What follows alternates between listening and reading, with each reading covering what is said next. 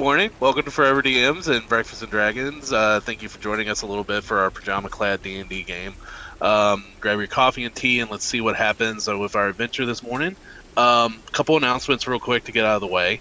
If you're unable to finish this episode today, or if this is just a little too early for you, we're going to start re-airing this episode of Dungeons of Breakfast and Dragons at 7 p.m. Eastern Standard Time on our Twitch channel. Also, starting Monday at noon, we will be re-air, which is, what is Monday? It's one date I didn't write down. It'd be the 22nd. 22nd. Monday the 22nd, we will be airing the second episode of Thrain at noon. So you can watch a rerun of that. And start in Tuesday at 7 p.m. EST. We will have our second episode of Shooting to Crit, where we'll be discussing the topic of common challenges that DMs and players have at the D&D table or the D&D screen. Now that we mostly play online, you'll also be seeing that we're missing a player head today, and my wife Trish will not be joining us today. As with the being snowed in, our daughter doesn't have a babysitter, so she will be handling, doing the role play of mom today. So she will be, wrestling our 4-year-old. So with that, If I may, just a quick aside real fast, you will find in our About section a new calendar extension that is in there that is much more accurate to when we are actually live with things and when our reruns will be than what the Twitch schedule allows us to put in there. That is actually tied to a legit calendar. So that is updated, has repeating how things work due to our bi-weekly schedule and things shifting back and forth. Unfortunately, as things are today, Twitch just doesn't support that kind of a schedule very well. So we've added that. Please pay attention to our About section schedule more so than the built-in schedule to Twitch. It's much more accurate. And if you're always interested in when we're streaming, the best thing to do is click that follow button. And it will always let you know when we are live. With that, we will take up where we left off. Having investigated the lighthouse on Guardian's Rock, you guys discovered that a dark secret about this place, the fire itself, was some eldritch-like being of unknown origin. Having faced it and defeated it, the lighthouse went out, being the last protection and ward against this horde of dark creatures from beyond the sea. As howls pierce the sky, we will take up right where the party left off. And so the night is yours. Relight it. Relight it. Is there anything there on the, So what brazier, whatever you want to call it? The coal we did bring up. So the box of coal is around. So as soon as they says that, Oliver will run and grab the box of coal and just dump it. The whole, as much as will fit under the brazier. As you dump this entire box in, the brazier fills up. It's just a common brass brazier, and it just starts spilling out of the sides. And I'll firebolt it. Okay. Hearth will sacred flame it. And Ben will prestidigitate sparks and ignitions of candles and whatnot. It takes a few minutes, but you're able to get it relit. It's not as powerful as it was before, and Oliver and Hearth, who still are suffering from the effects of the drain from the creature, you do notice that the fire was setting about a foot off the coal. Now it's a common fire. It is eating the coal. It is burning with it.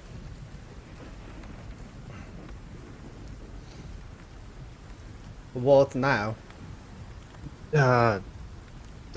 What does Nyx see? Does Nyx see? That's a good question. Where is Nyx? Nyx is on the other map. You did not bring her up. Where is Nyx? Where would Nyx? She was outside, kind of scouting and watching the outside for us. Okay. Yeah, she was So- watching the rowboat. The Do launch. you go into your familiar form? Yeah. So yeah, you guys will see my eyes cloud over, and And I switched over to Nyx on astral table, so I can see outside now. Give. Ben does as well. We're gonna do this theater of the mind. Okay. Right now, That's I'm not fine. gonna pull all this up. So with a hawk, you get advantage for perception checks, but since the storm is so bad, give me a straight perception roll. That's fair. Let me pull up Nyx's stats. Shoot. I went to hit the full screen button on my character sheet and I exited out. Give me a second here. Oh, Nyx died. So get ready for that ritual again. Which is on brand. It is. Yeah. Ben rolls his eyes and starts pulling out another pack of incense. All They're right, here we familiar. go. They come in a 6-pack. So- That's cool. All right, it's a +4 perception. Here we go. That's a 13. 13.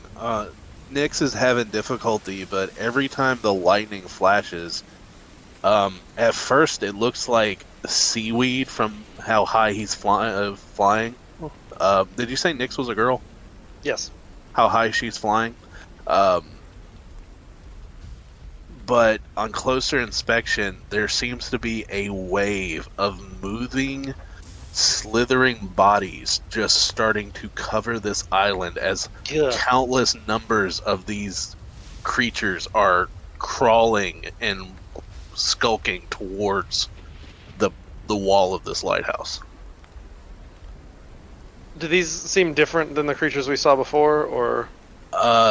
They with a 13, they look familiar, but there's so many different variations of them. It's you guys have had limited interactions with these creatures. It seems like every time you see one, there's something different about them. The creatures that attacked you on the boat did not match the creatures. They were obviously the same creature, but they had a different build and different style, different physique than the ones you encountered on the island. So you see my eyes cloud over, and then after a second, you hear me say, "The creatures, they're coming, waves of them." I can't Hundreds. pick it up. And I look at Oliver. Can you pick it up? Pick what up?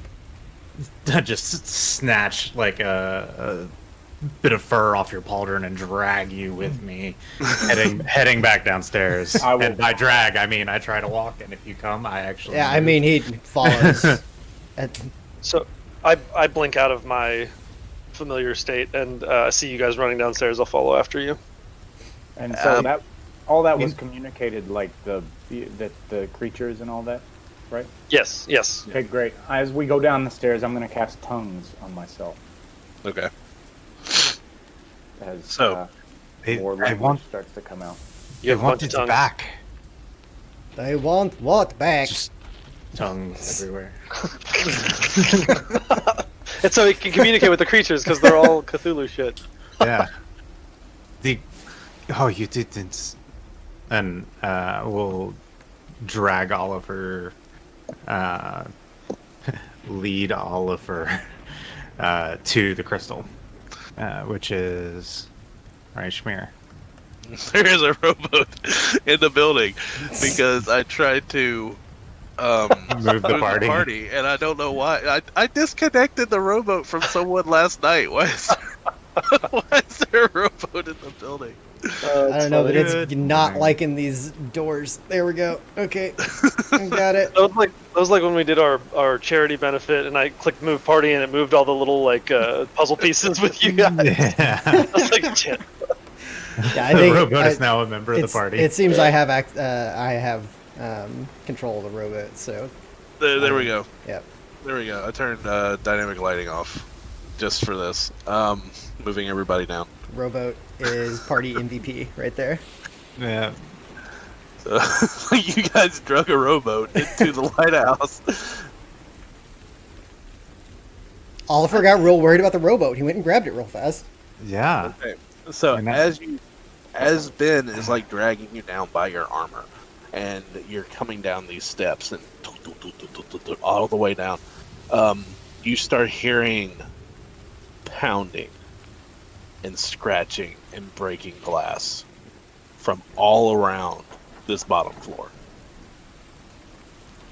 I'm gonna do something real dumb. I'm gonna point at the crystal and say, "Bring it to the main room."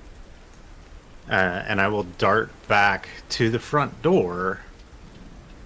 And if there is a keyhole or anything, and I had Tannen outside, so I mean, he may have run inside because scary shit. I will search out a figure and try to project into their mind peace. We have what you want. We want to give it back. Okay. So, give me a perception at disadvantage. Oh. 15 and a 1. So nope. I put my eye against it and ow. Yeah, you're not seeing anything. But, like, the door isn't really being slammed on now. You see it bulging in. Yeah. Is there anything happening to the elder sign above it? It looks like these creatures, you remember them from Markwood. They were very strong. This Yes. door could be kindling right now. Okay. So, Then- Oliver would have picked up the stone and brought it in. So, first question, Just is give- there anything happening with the stone? How much can you lift up? 1,200 pounds. Oh yeah, I'm gonna give you a strength check. It would normally take 2 people to lift this stone, but Oliver just kind of helps it up. It's very cold to the touch, to the point that you carry it like 3 or 4 feet, and where your arms are wrapped around it or your hands are touching it, you're almost numb, as Okay. if you're holding an icicle. It's not numb to the point of painful, Mm-hmm. but kind of obvious that it's cold. Okay. And it's not a Arctic cold like from the area you're coming from. It almost is reminiscent of cold like from fathoms below the ocean where light does not touch. Second question, are my bracers doing anything? Your bracers are beating like you are running a marathon. Cool. Ooh. Fun. So, Oliver, in his current diminished faculties, is holding this thing. This is very cold. Are we giving this back to them? And in a moment of being scrambled between trying to process all the different points of information, Ben turns back to you and in a really weird, guttural, creepy language, he replies, "Do you happen to speak deep speech?" I'm fairly positive I do not. No. Okay. I'll understand it. Yeah. It's yes, we must give it back. I don't know what he just said. And I'm looking around to we- everybody else. We must. We must give it back. That thing is the only thing Right keeping him then, at and bay. Oliver is going to kick down the door and throw it out. Wait. Oh god. So I'm when sitting at a you- -2 whiz modifier right now, guys. Yeah. So when you kick open this door, at first sight, Oliver, before you go to throw this rock, it's almost pitch black, like a void blackness. And then as soon as the lightning strikes, you just see a myriad of amphibian snarling faces, almost like a Brian Froud painting of these deep ones at this door looking at you. And they, for a moment of hesitation, they're not coming in. They're kind of stuck at the doorway. Yeah, I'm going to scream in deep speech. We slew the thing that took it. We want to return your treasure. Oliver's already chucked it out the door. So this crystal, this crystal hits this wall of faces and is almost absorbed as hands come out and starts pulling it in. But do you shout that in common, or what did you shout that in? Deep speech. Deep speech. Roll a persuasion.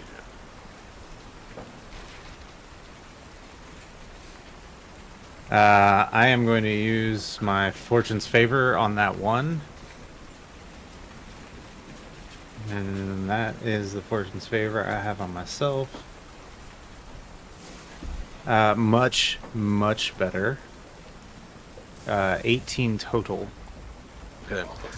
As this you just see this crystal get absorbed in this almost inky blackness of just slick reptilian skin as it's pulled in, and almost this guttural primal sound of elation when this crystal is returned to them.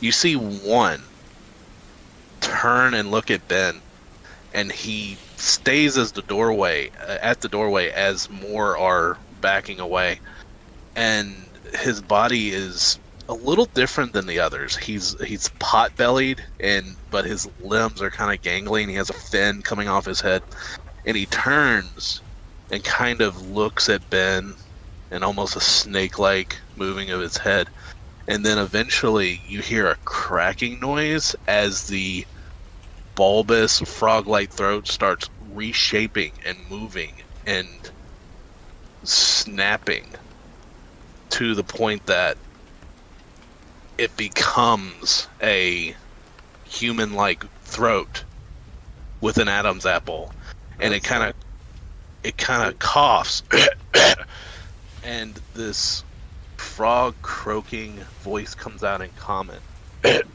You return Father's gift. Oh, fuck. Really, we wish no trouble. We come here to look for the keeper and slew the being who took your treasure. He looks to all of you. You receive gift of mother.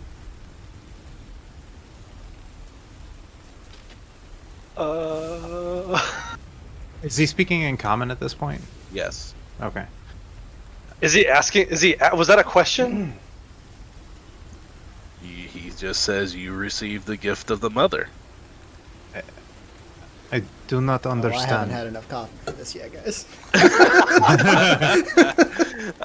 The creature turns around and he starts croaking.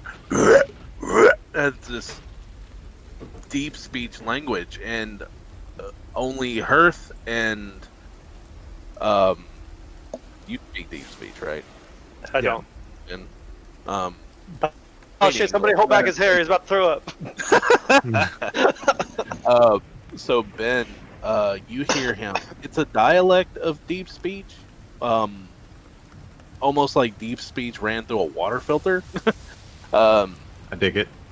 But eventually you hear bring or come are the words that he's expressing, as three other deep ones come behind them, and through the light shining through the door, you see them, and they all three stand behind, and this is what you get with an 18 persuasion. I'm here for it. All I had three to of burn them, my fortune's favor for it. they reach into their stomachs almost like a kangaroo pouch. It's peeling away flesh and their clawed hands going inside, and they pull out 3 different slime-covered items. One pulls out a made of the same basalt-like rock, a cut star-shaped stone with symbols on it. Another one pulls out a disc of that same rock with symbols cut on it, and one pulls out a golden tiara. And the one speaking to you turns around and croaks out in common, "You choose." This whole time, I'm like, oh no, that's all right. We don't need your stomach. We don't need your stomach flaps. You can keep all that.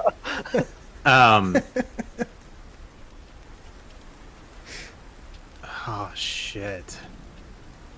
Okay, so describe one more time the 3 things. Made out of that same material you guys have seen used before.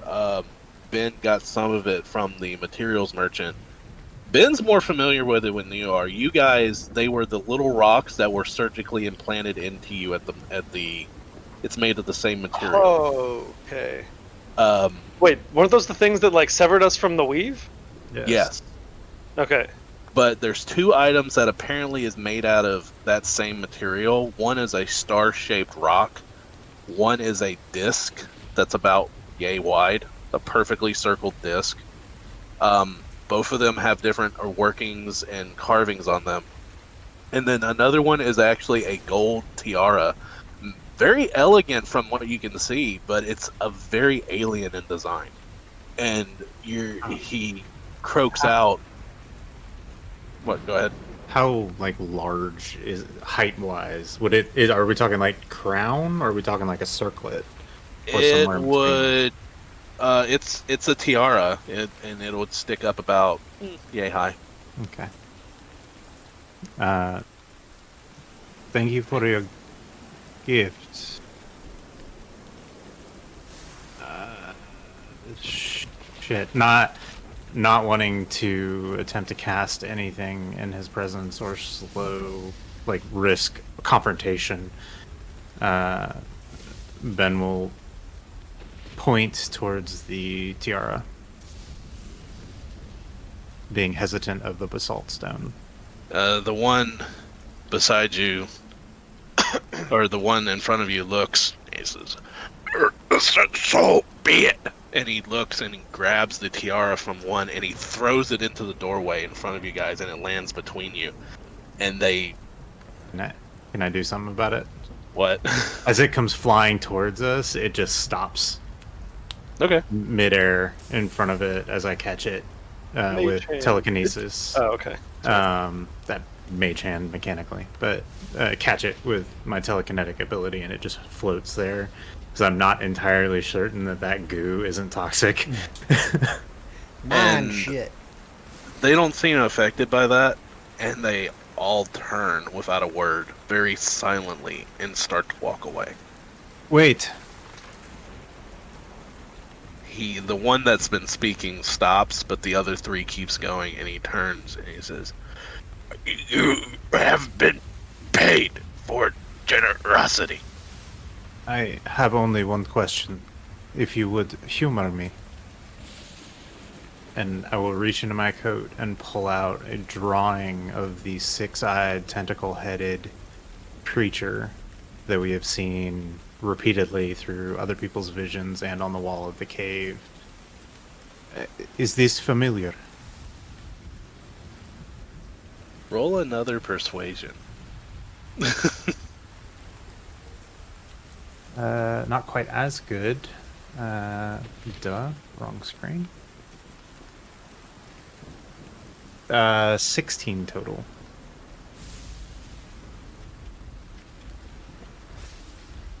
He begins to croak out in common.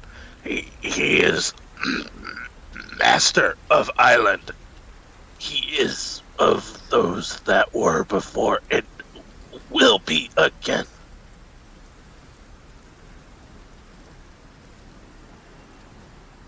Do you know where to find him? He knows you and will find you. Oh, that's comforting. and the creature begins to walk away. He was back, I see, in deep speech. Peace and safe travels.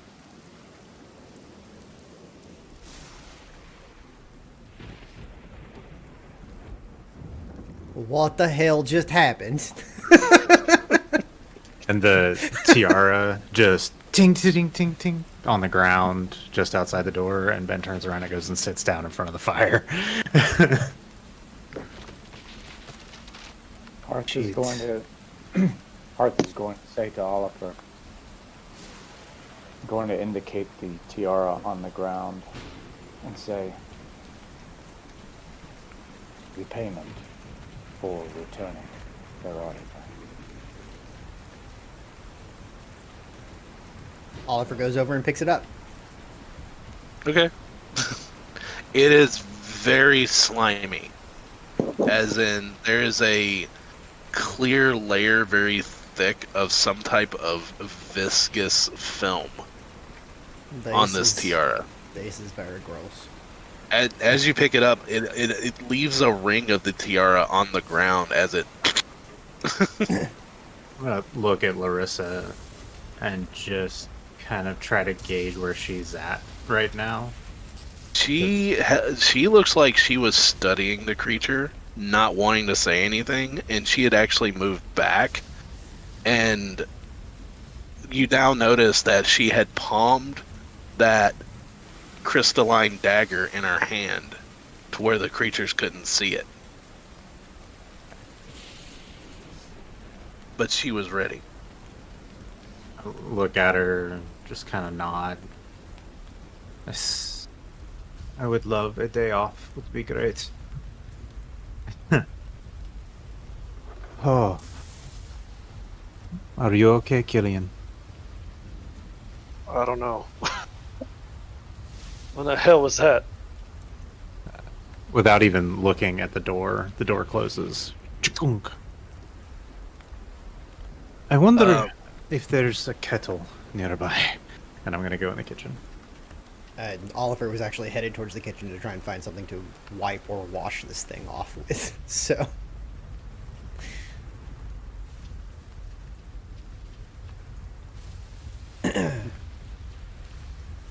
And with the passing of things, I'm assuming the bracers stop thudding. As you can tell, as the creatures apparently are exiting and walking away, the heartbeats slow into eventually nothing. Okay. As those heartbeats slow and everything begins to fade, Oliver's doing other things, but those in the main room would see the his echo like pulse. You all wouldn't know it's in time with the heartbeats, but they pulse slower and then fades back out and goes away. So eventually, very quickly, very unnaturally, as you guys are shutting the door and everything, you start hearing the sounds of the rain goes away and is replaced by the simple sound of the sea as light starts to return to the island. As it was not night when this happened, it was dark due to the storm, as the storm blows over the small rock that you're on. Here, let me clean that off. Sure. Hand it over. Using prestidigitation and mage hands and a little bit of running water if necessary. Then we'll clean off the tiara and inspect it. Okay. It is Mundane inspection, nothing fancy. It's of an alien design. It's designed to sit on a head, but the architecture and the design and of the creatures that are on this is very alien in origin. Very strange, and it looks very old.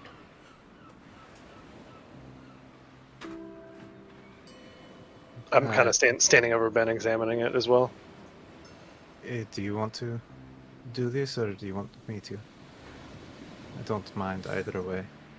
To be honest, I don't really want to have anything to do with that, but Okay, I'll take suppose we should find out what it does. care of it. Oliver, I don't Mhm. reach in my pack and pull out some tea that I have. Do you mind? I'll make tea, sure. Right. At and he'll start looking for a pot to put over the fire. You eventually, in this kitchen, you do find a cast iron kettle. I'll rinse it out, or if there is anything to rinse it out with, or if not, I'll look for a well or some form of water with which to clean it. If nothing else, I'll take it down to It's the a ocean and dunk it. it's a simple, yeah, it's a simple enough task. You're able to get a pot of tea going, Okay. and you're washed out the kettle and everything.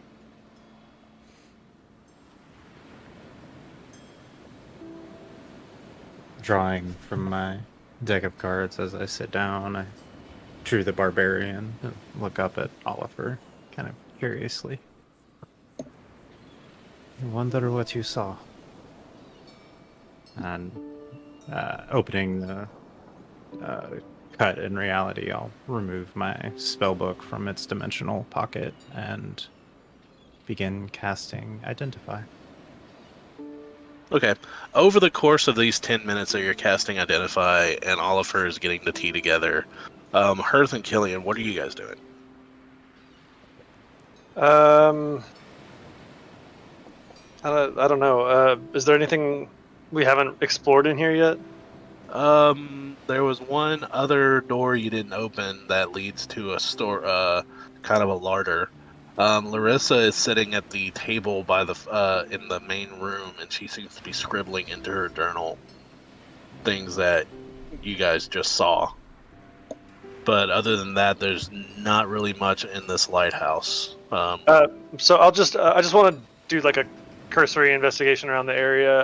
I'll go back upstairs at one point and like I want to look out the windows to see if we see anything strange or if like the mainland looks okay, stuff like that. From on top of the lighthouse, you do get to see the edges of the mainland. Especially with the storm receding as it is. It's actually a pretty nice day. Um, you see the rowboat down by the rocks; it's intact. You see the sea is calming. The lights breaking through the clouds. You don't see any of these creatures. And for such a traumatic and strange occurrence, it seems rather very peaceful right now on this island.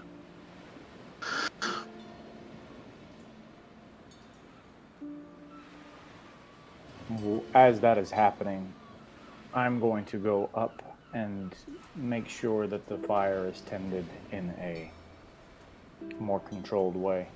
Yeah. As you go up, it seems pretty controlled. There's a lot of coal that's spilled off to the sides, but it didn't ignite.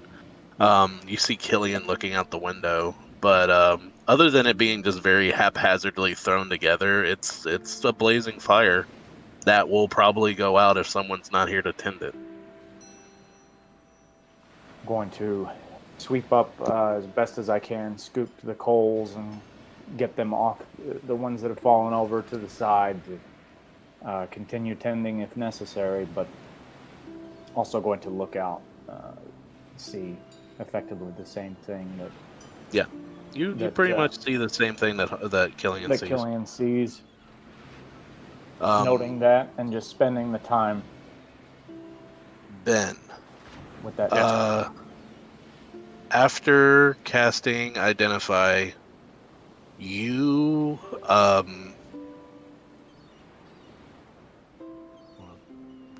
you reveal the powers that are behind this tiara. As Bill lose it, there it is. If you check D&D Beyond, it is called a tiara, a minar. Okay.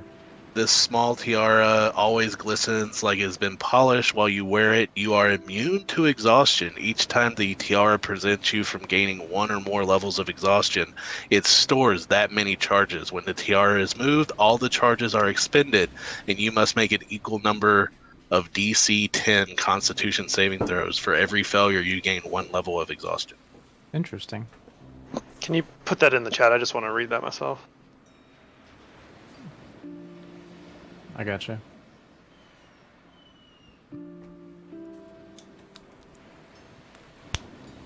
So what I'm hearing is this is the tiara of infinite studying for Ben.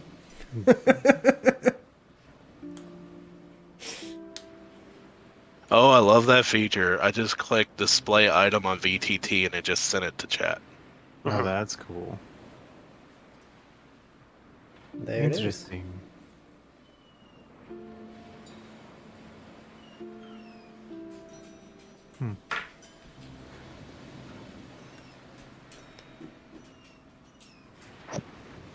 So there's an alternative rule set that I've read that adds you can take up to 7 levels of exhaustion, but when you would take the 8th, you die.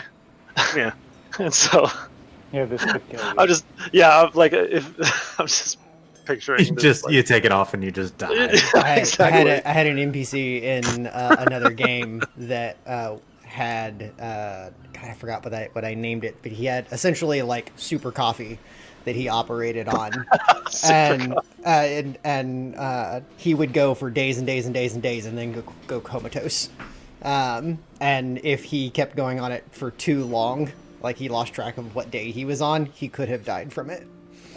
Because like after so many days, like all of the exhaustion hits all at once. So if he goes 6 days, he's fine. He goes 7 days, he's screwed. Yeah, his body just gives up.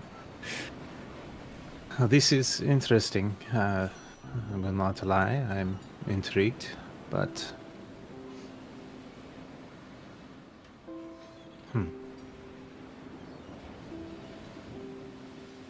I don't know how I feel about accepting gifts from creatures that want us more or less dead, I believe. I don't think it was as simple as that. I think they simply wanted their relic back. Yeah, this time, but last time, I think it was pretty cut and dry. No argument there. Do we know what this stone was? What we A just gift? gave them? A gift of the Father. Which, gives me all types of warm and fuzzy on the inside. Oliver looks over at Hearth. Am I supposed to know what that means?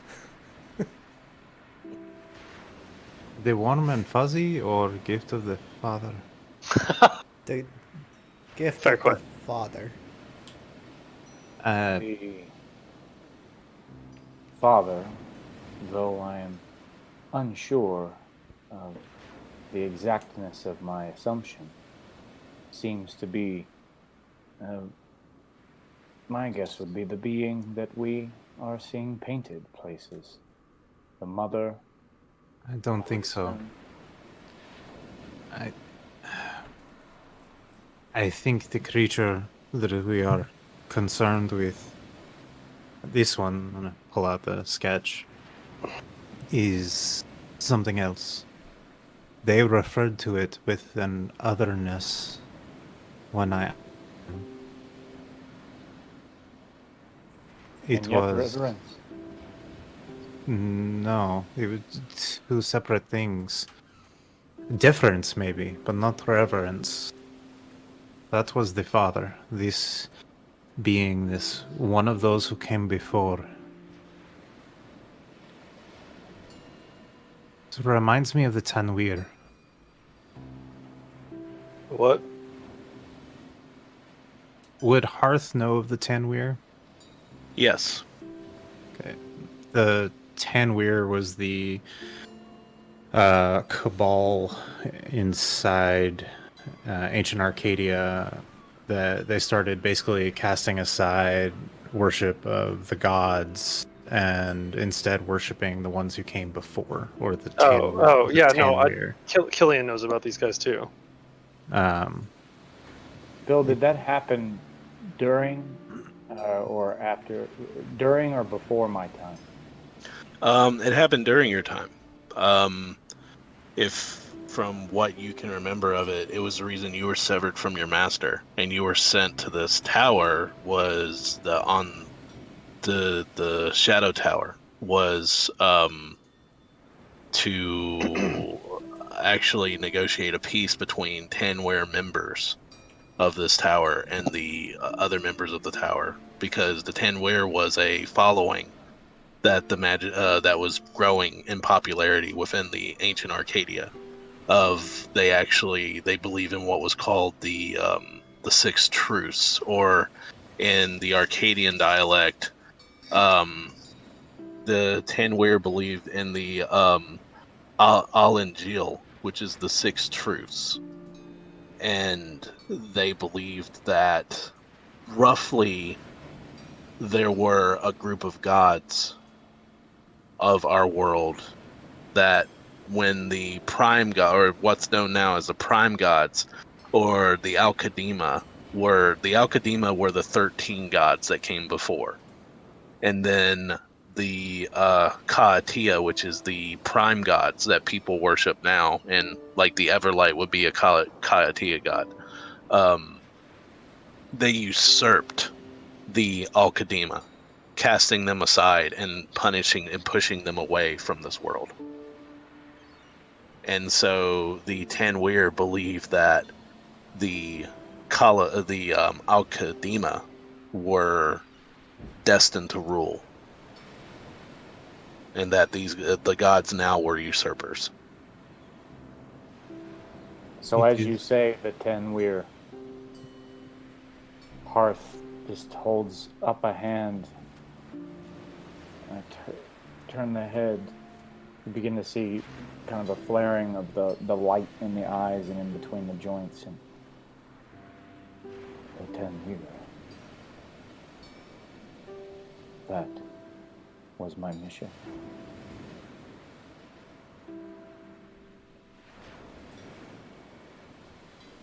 At the Shadow Tower. The veil is thin here.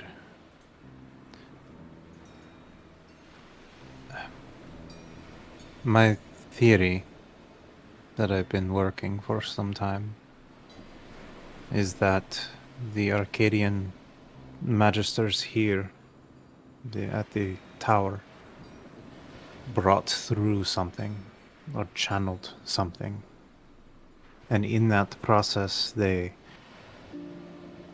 both protected and corrupted themselves in some way. But this creature, these deep ones, simply confirmed my belief that this creature is of the Tanweir, of the tapestry.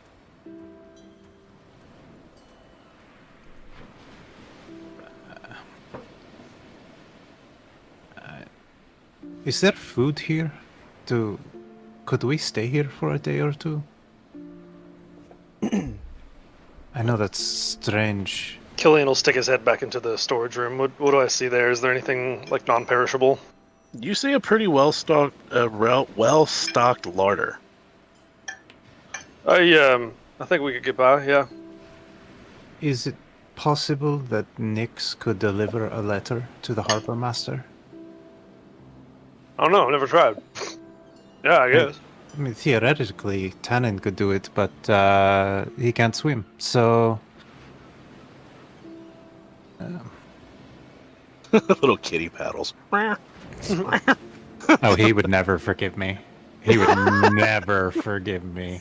Like, I ride on the thinnest level of his patience anyway.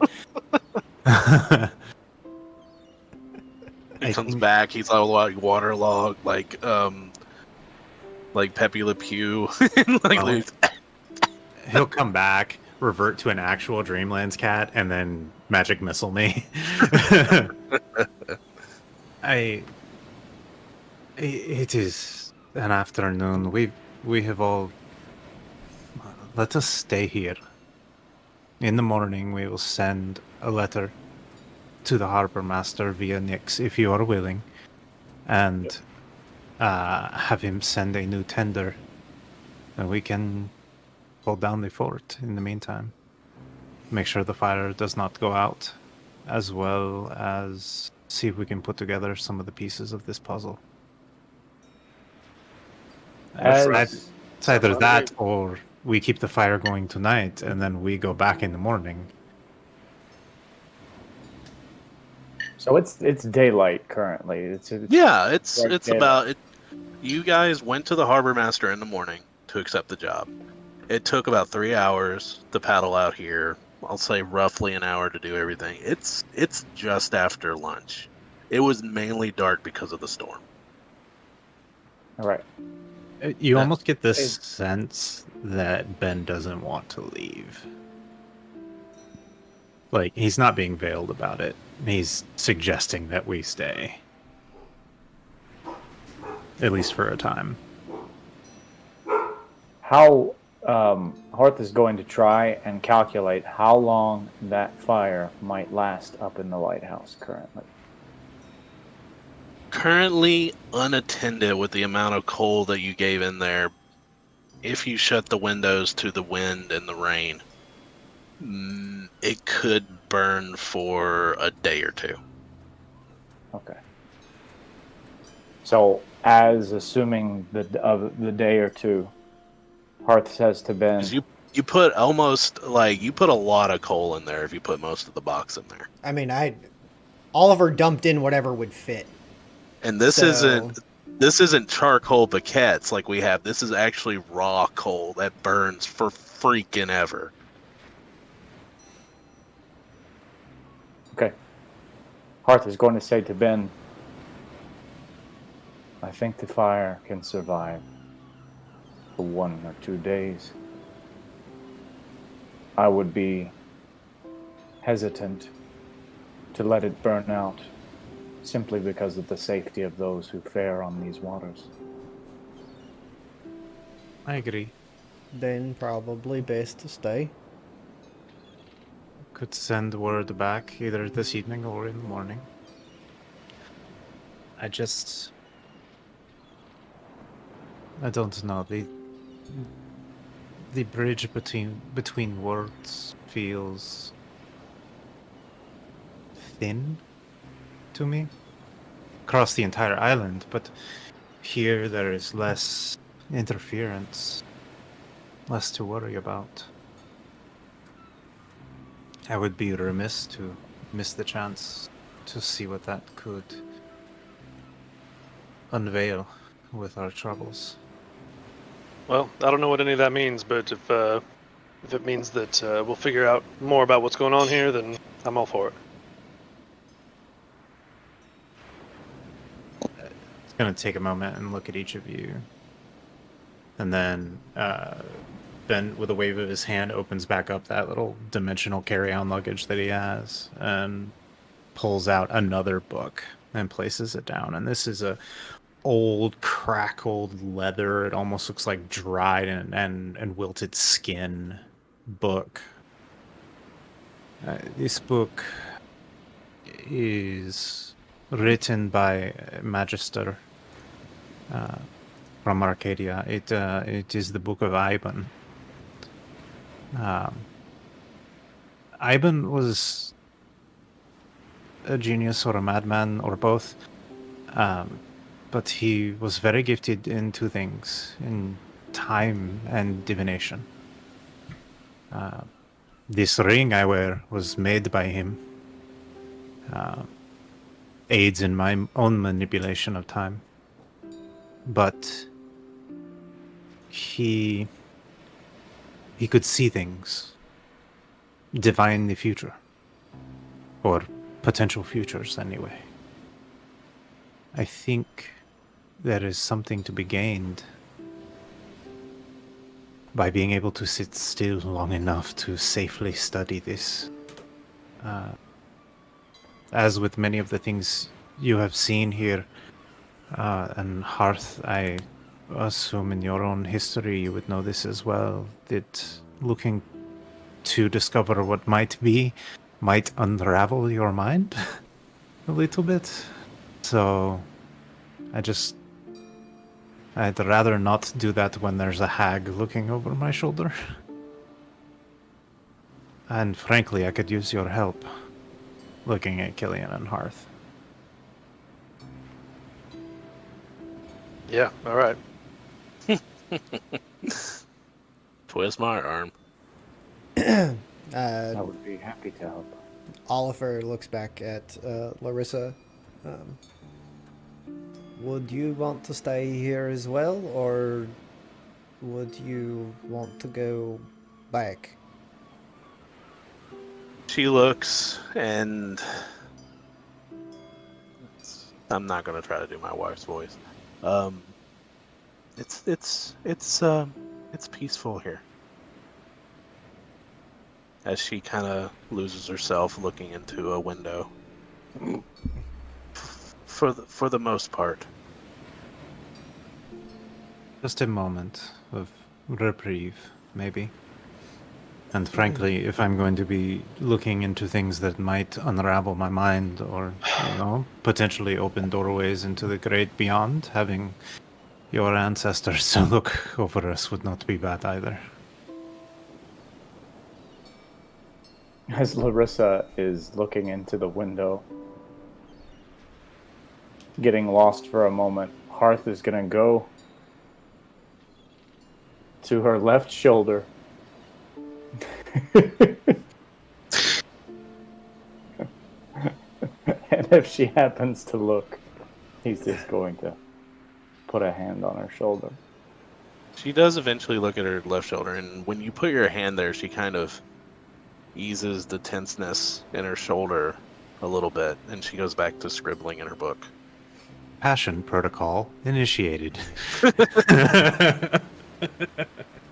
Oh, it's such a pattern at this point now. Hearth, I was sees that behavior happen. I was rewatching Venture Brothers, and it was the episode with the viewer, with the observer from another world. It's like, pay no attention to me. I am not here. I don't know why. I just pictured Hearth going stealth.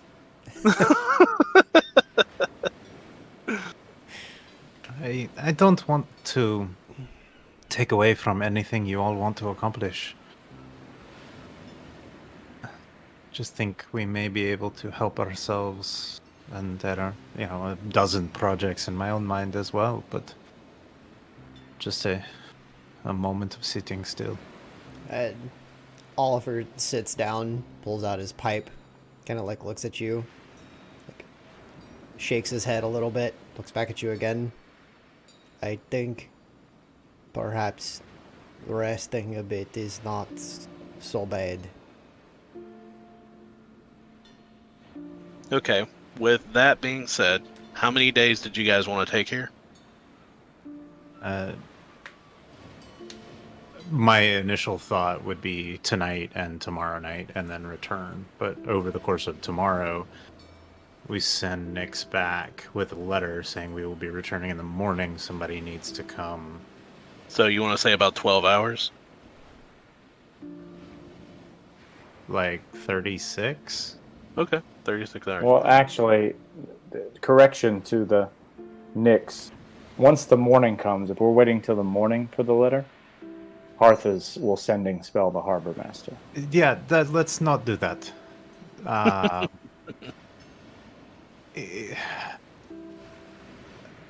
Magic is not as common as it once was, and the less we draw attention to ourselves, the fewer eyes that may want or wish us harm.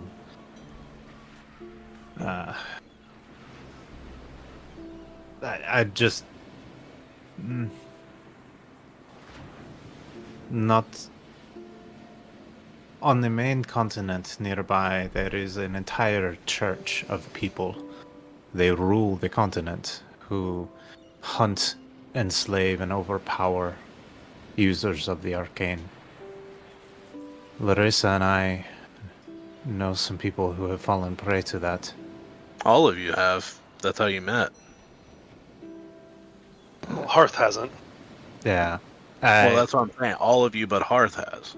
I mean, we met in an imprisonment of these places simply because of our talents. And perhaps using such magic sparingly. For the commoners, anyway. That it just I can't stop you if you wish to. I mean, I can, but that's a waste of energy for both of us. If you see like a little hint of cocky there, but I think the mundane hawk may be a bit safer. Do you follow my logic? I do. I am sorry. feel- I don't wish to hold you back or entrap you in any way. I would feel- hate to have to kill 36 people who'd come to try to arrest us. That's a lot of death. That is true. I think the hawk may be a good course of action. So, over the course of this next 36 hours, Brandon, what would Hearth want to do? Well, Hearth is actually going to consider going, or I just need a moment. Hearth's going to consider going back on the second day just to ensure that this shipment of coal gets back here, because with 2 days, Hearth is concerned with the expediency and of this happening. Okay. Killian, what would you do over the next 36 hours? Ben, you have any ritual spells? I do. I would happily have another little ritual spell montage with you. Yeah, we don't have to necessarily role play through it. Basically what I'm doing is we're going to go through these 36 hours. If there's anything specific you guys want to role play, we will, but we're going to gloss over just the shopping episode aspect. Yeah, of some for of it. sure. So you want to Do you research? Copy a new spell into my spellbook. Do you have the inks for it? Oh, I don't know.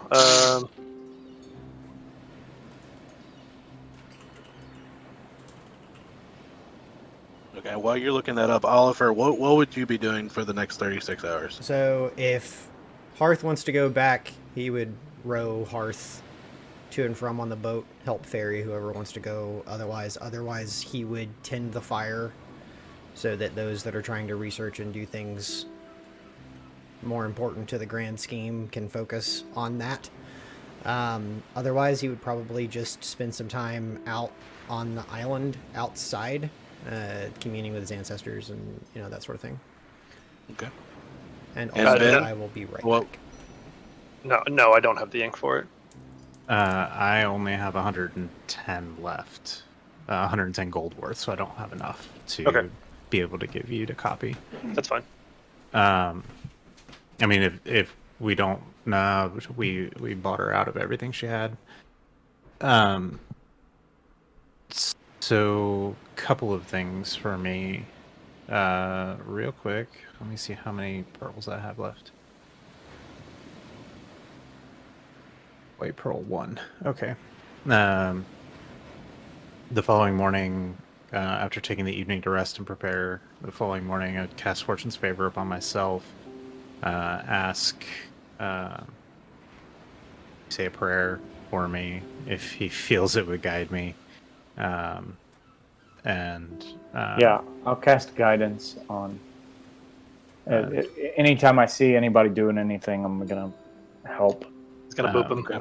Yeah, I'm basically gonna reach out for any help I can get. So from Killian, from Hearth, from anyone who is present and willing to just like hand me things or like, wait, read this. What does this say to you? Like, If you're That's fine. I don't have anything else to do. if you're gonna actually dip into the Book of Ivan for the first time, that I want to role play. okay. That is Ben's intent. Okay. Both the big pieces for Ben are any clues of what might be going on here. His project with the chunk of black marble that he's got, if you recall that. Yeah. And his own like manipulation of time, anything that pops out there where he may be able to condense enchantments, things like that. Okay. Kind of leaning towards future growth. So, Okay. to assist in this process, Hearth will use guidance when appropriate, but also in any way to assist. Going to spend the time being an extra set of eyes that understands ancient Arcadian. Is Okay. the Book of Iban in Arcadian? Yes. Book of Iban is in Aklo. Okay. No, it's in deep speech then. Yeah. Well, shit. That's okay. Can't help there. Use all your tongues. Well, the problem with that. Oh, is that's that- just speak, isn't it? You can't get to Yeah. read. You don't get to read. Yeah. Mhm. Lame. Mhm. Well, he could read it to you. Actually, I don't. yeah, he could. Oh, but I have comprehend languages, so and I can cast that on. No, it's just self. Damn it. All right. Well, I could at least help Ben with comprehend language. Sure. Yeah. So, okay. Let's go ahead and role play that then. Ben, how are you going to research this book?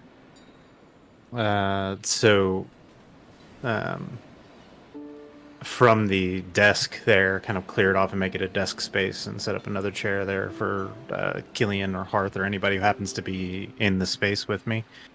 Because I know Hearth wanted to go back for a little while, so...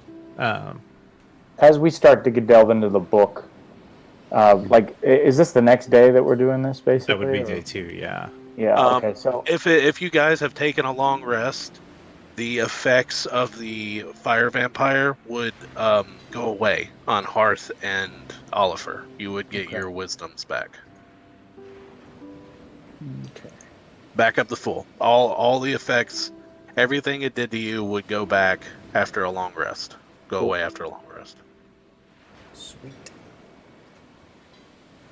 Cool. So yes, if this is the morning, And I don't want to pirate anything your character wanted to do, so please, by all Well. means. after taking a rest and being in the morning, Hearth's going to be more concerned with being able to help.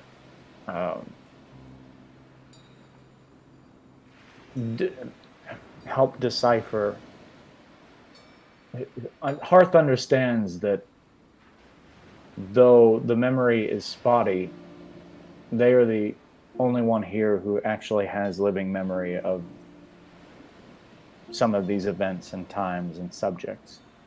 So how we're gonna do this, Gabe, Okay. is you're going to ask the book 3 questions, rolling an ability check on each one Understood. towards the DC of the book. Understood. Just for the viewers at home, basically what this is a book from the Sandy Peterson Cthulhu mythos. The texts in Cthulhu mythos are almost living entities themselves and could possibly rip open your mind. It's fine. It's fine. It's fine. So they're typically handled with care. So you're gonna ask 3 questions, and we're gonna do 3 ability checks. So I'm casting comprehend language and reading this alongside him. Can I help him with those, or do I have to make the checks as well, or what? If you're helping him, he will be doing it at advantage. Okay. But all sad to say, whoever the primary researcher is will receive the negatives. Yep. Depending upon the rolls. Okay. So you'll ask 3 questions. Roll your ability checks. Will determine the detailed or extent of the answer you get.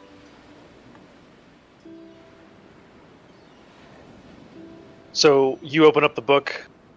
I take like a metal tin out of my component pouch and unscrew it, and then I like mutter some words, and then I sprinkle some of the dust into my hand, and then I basically like drop it over the book, and the dust spreads out and then starts glowing, and you see the dust shift to form common so that I can understand it, and it's basically like hovering over the books, like over the words of the book, so that I can read it. Understood. Before this, if I could just have a moment, I'm going to look through my spell possibilities because I will want to prepare anything that might be able to help with saves or something like that. So just give me a moment.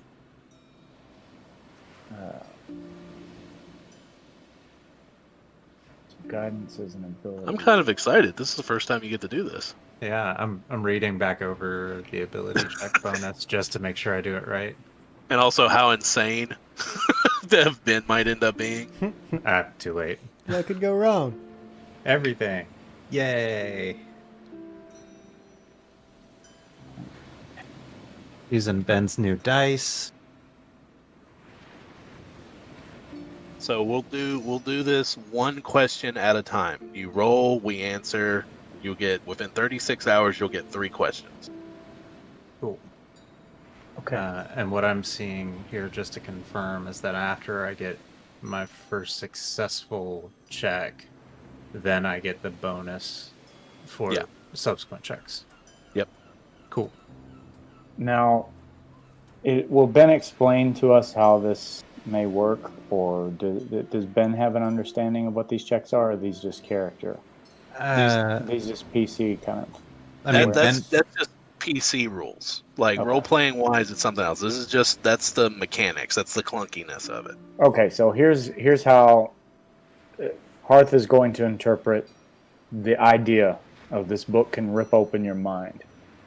Hearth is going to prepare Enhance Ability as a second that's good. spell. And be prepared with Owl's Wisdom for Ben as this happens. So for advantage on wisdom checks is what I'm guessing, or...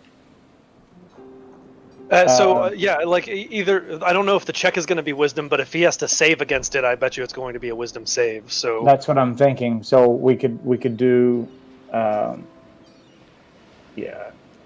we could do guidance for the. We could do guidance for the. Guidance for like a check, and then prepare. Yeah. Prepare to immediately do the. That's dope. Thank you. Well, enhance ability it's not a concentration spell, is it? It is. It is. Okay. But guidance will be the ability check, so guidance Right. will be there, and then Bill, are you okay with that? As a part of this, just because it was mentioned, like having the ancestors help in whatever way that they can, I'm not expecting this to have any mechanical effect, but for the RP fluff of it, Oliver will be performing a protection ritual kind of thing. So he makes another smudge like he did for the burial ceremony. It's not smoking out the house. He's not hotboxing anybody in here or anything along those lines. But he would be doing that and communing with his ancestors to try and keep watch. Are you smoking the basilisk leaf? No.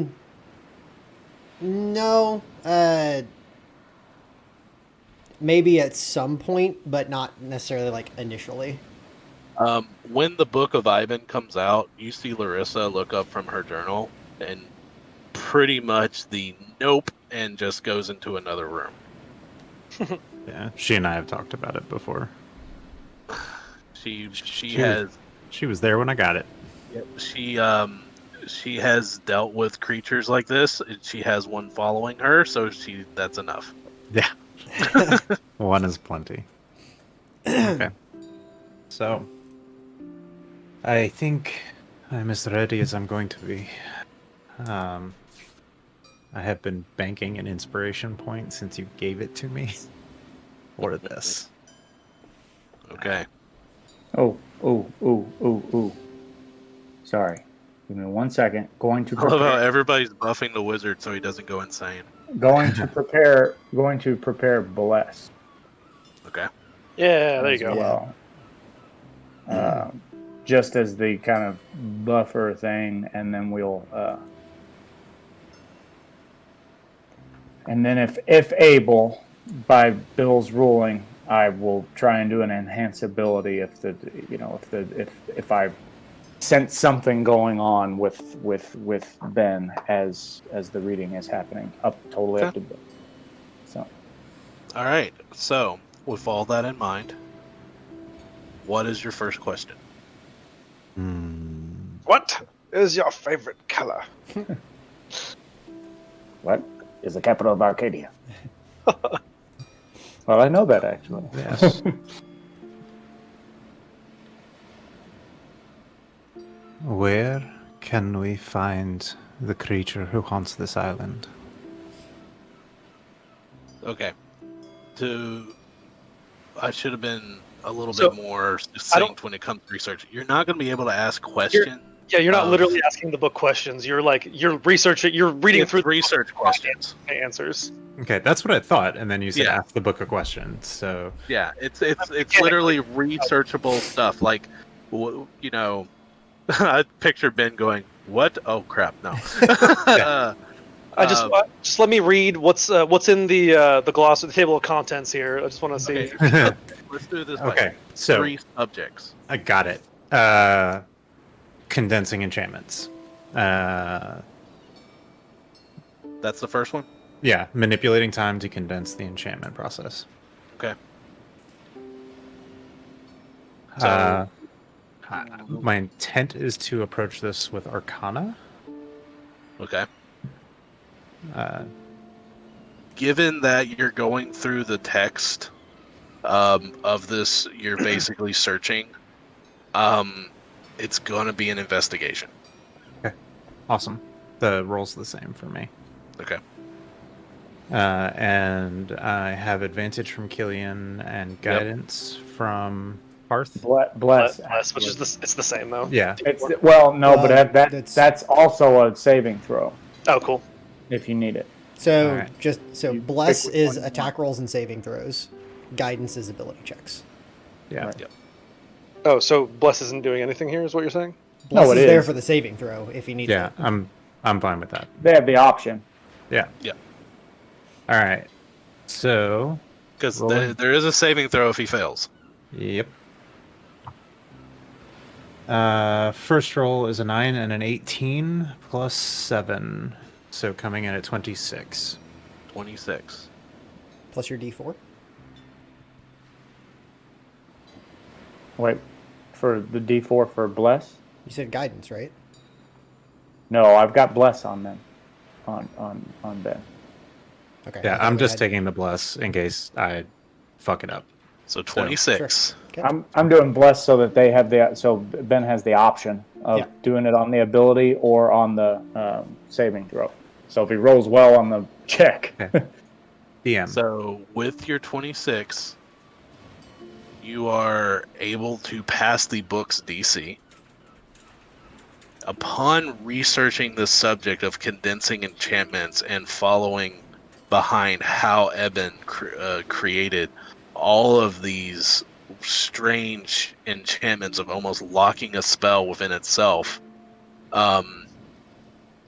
he talks about within this book a lot of research behind creating magical items and the amount of time it takes to create a magical item.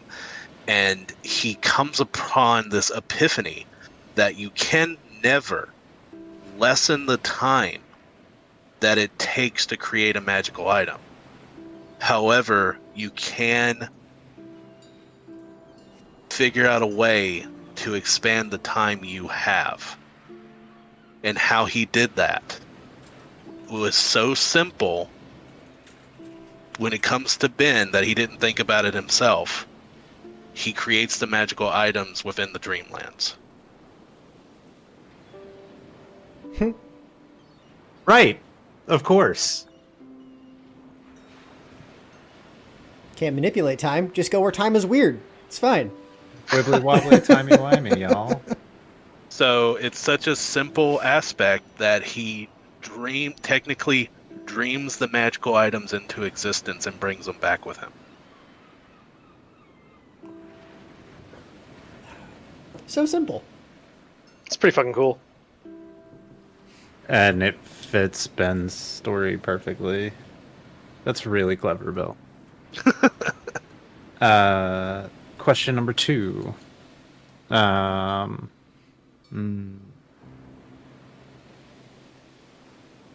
It's like, what's that room in Dragon Ball where they would go train and they could do a year in a Hyperbolic day? time chamber. Yeah. Um, Great episode. Man. Yeah. Great, like 5 episodes that could have That been kinda one episode. But yeah. That kind of technology, and you use it just to beat the crap out of people better. next topic is Ben's like having this epiphany and sipping a cup of tea, and okay, right. Well, then next would be searching for any prophecies or information he may have gleaned about what is happening here. And so connection, the dark tapestry specifically, places where it is thin, and any prophetic material relating to where we're at. Okay. Go ahead. Investigation again? Yep. Hang on. Through Bardic Inspiration, I'm going to give you a D6. Oh, wonderful. Thank you. Bards doing bard shit. You're feeling bad about yourself for like not making that connection that you just figured out, and it's all right. It's all right, Ben. I'm sure he was studying way longer than you were, and he has more experience. So don't worry. You're not as good. It's fine. You remember when we were talking privately, Gabe, and I said once you realize what I have in mind for that, you're gonna smack yourself? Yeah, I feel like an idiot. Cool. Yeah, that's happening. All right. It's fine. He's just way better than you. 14, 20, 29 this time. Okay. Nice. So, passing the DC of the book, you are able to glean a couple of things. Eben did a lot more than he ever published within the ancient Arcadia. He traveled to a myriad of other dimensions and even other worlds. My hero. Names that aren't even like here. You hear him talk about conversing with Tug Shogoth, like some being on another world. Of having just an intellectual conversation with this creature from beyond the dark tapestry. Nope. MBD. Nope. What? Nope. No big deal. And meanwhile, Ben's over here like #idle. Or it's like was a prophet / madman, and I'm going, yeah, the second one. Yeah. Yeah, me and Toxigoth, we good friends. We go way back. He talks about meeting creatures. Some of them are familiar with you. The moon beasts of the Dreamlands. Encountering a species of sentient ghouls that feed on the memories of the dead by eating them. Holy shit. Yeah. He talks about being in the Dreamlands and dreaming things into existence. And traveling to different planes of existence, to the Hells, to Mount Celestia, to bouncing around the realms, and how he has to keep these experiences away from the Magisters of ancient Arcadia. This power and this ability would be abused. But one thing sticks out the most is his journey to something that he calls the Ilim Alazil, which translates from ancient Arcadian to the Shadowfell. His visiting of the Shadowfell, he talks about he talks about a malaise of being in the Shadowfell about beings that live there, and that over time the effect of the Shadowfell will create this emotional lethargy of just not caring, of just not being interested in a lot of things. Yeah, Boy, feel sorry for wherever that place is. that's here. That's where we are. That's what- which Yeah. Well, feel sorry for us then. which with such a high research, basically goes to make you think that this island may be more than a thin spot. The door may be swung wide open. That's what Ben has been worried about for a while. And on top of that, he does mention, among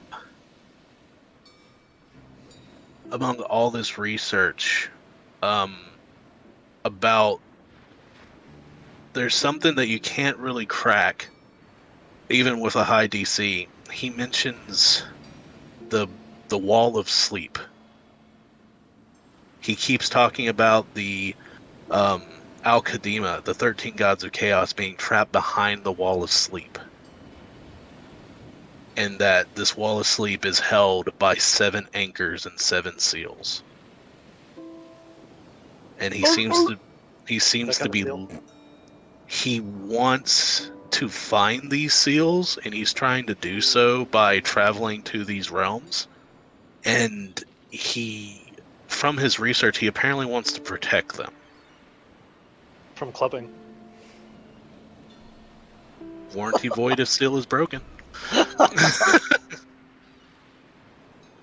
And that's what you glean with a 29. Jesus. Okay.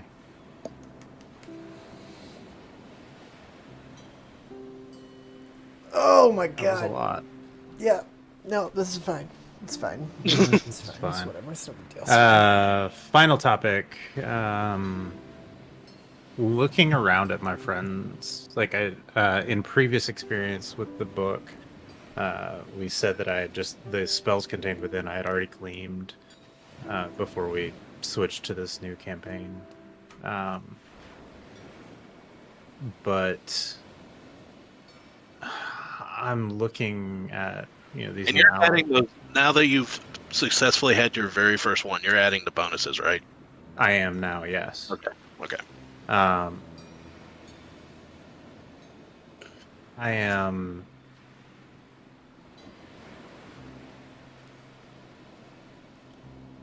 concerned about protecting these people from what I'm learning about.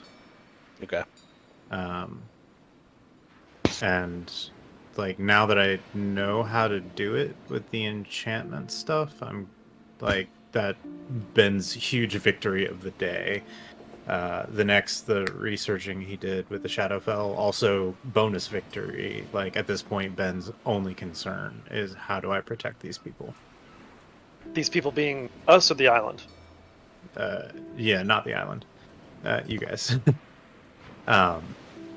So I'm gonna spend the remainder of the time available to me just trying to glean any sort of way to either utilizing the Elder Sign formula that I have, or I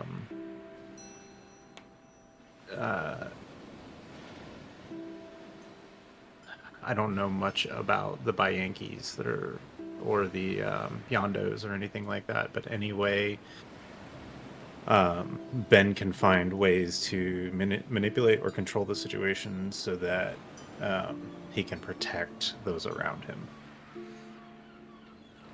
And Okay. if that just turns into him doodling notes the rest of the time, like that's fine. That's very, very, very vague. It might be beyond the book, the contents of the book. Because you already know Elder Sign. Yeah. Okay. I'm focusing more specifically. I know Elder Sign. I know what it does. I'm going to research within the book ways that I can use Elder Sign on equipment or gear. Okay. And this is kind of getting more fluffy than mechanical, but that's what he's going to spend the rest of his time doing. Okay. Then roll me an ability check. Okay.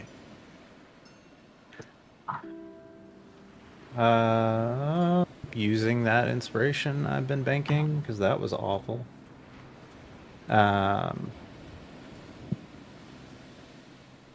14 plus 9, 25 total. Okay. 23 total, excuse me. I can math. 23. With you still passed the DC, but barely. Did you use your bardic inspiration already? I did on the last roll. Barely passing the DC of 22. Yeah. You start feeling the effects of this mound of secrets and new discoveries tickling at the back of your mind to the point that it's almost a presence itself, and you feel something creeping in. Being that you slam the book shut with no ill effects, but you do glean that the Elder Sign is very location specific on its protection. As in, if you etched an Elder Sign in chalk on a shield, it would protect the shield, and a creature of the Dark Tapestry could not attack the shield. But I could still attack the person just fine. Yes. Okay. With that, the idea of like putting it on a staff and laying the staff across a threshold, theoretically that would work. Possibly work, yes. Okay. Or putting it on a shield and sticking the shield in a floor in a doorway could possibly keep them from crossing into the doorway. What about putting it on a suit of armor? You'd have to experiment with it. Yeah. So in that moment, as I slam the book shut, I almost like shove myself back away from the table, so it's boom, boom, and Ben literally falls backwards. I catch you. Can I catch you? Yeah, sure. I rolled an 18 to dex save to catch Ben. You do catch him. And Ben is just muttering in deep speech for a moment. You were speaking in tongues, son. Get your shit together. It'd come over me. Oh man, shit. Sorry about the slap. I was just it was kind of fun. So, for sake of like character knowledge, has everything that's been garnished here been like splawed to the party, or is this just been knowledge at this point in time? The part about the island and the 7 seals, Ben would have shared. The other part probably wouldn't have made any sense to you. Like traveling between this world and the dream world. And, no, and that kind of the stuff. island information was more what would have piqued Oliver's interest anyway. So I imagine helping. I probably gleaned some of it. Yeah. So for like RP purposes, like Ben does a lot of muttering and aklo and deep speech while he's doing it, and then at the end, just to not. At the end, Ben will summarize to everybody what he discovered. That he figured out a way that he can slip between worlds and create magical items that way. And that the information about the Shadowfell and the door being wide open here rather than just a thin veil, and the emotional lethargy. And then additionally, because he knows it'll be valuable to Oliver, the Wall of Sleep being held by the 7 anchors, keeping the dark beings away. Oh, that was a lot. What day is it? How long have we been here? Still today. 2 weeks. Ben believes you. What? Oh, time is so funny. Did It's they not very send weird. another keeper? No, not yet. I rolled a 1. um, I believe you. is there anything else anybody wanted to role play during this time? So, up to you how much You're we cut- up to you how much we roleplay on it. But with the information on the islands, Oliver would probably take the like protection ritual that he's doing, and probably would go ahead and imbibe some of the basilisk leaf in an attempt to more directly commune with his ancestors, to try and determine whether or not this is another thing going on in the world, or if like this is related to his quest, like what he is meant to do.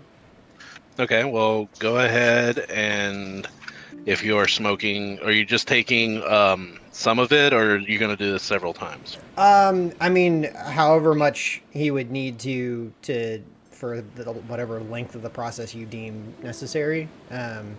But I mean, like a charge of it, one use kind of thing is certainly what he would be starting with, and he would probably go outside to be more like out of this room, more out in nature kind of thing. So roll me a Constitution save. Okay. Ben's walking around smoking his mundane tobacco, just muttering under his breath, and looks over and catches a whiff of the basilisk leaf and turns around and goes the other way. He has fucked with his mind enough for one day. 1 week. That is a 15. Okay. Ben's just smoking the tacky tobacco. All right. So gonna roll a 1d4. Wow. All right. You are under the effect of, you've been this before.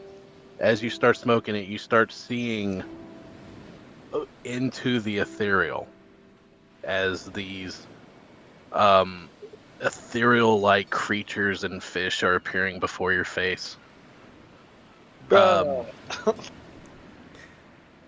You basically are under the effect of true seeing. Okay. And upon walking around, you do see something odd while you are under effect of true seeing. You pass by Lerissa as she's sitting in the chair but in front of the fire, writing in her journal. And as you do, you notice something, and you turn back, and right over her left shoulder is a almost translucent orb. What'd it do?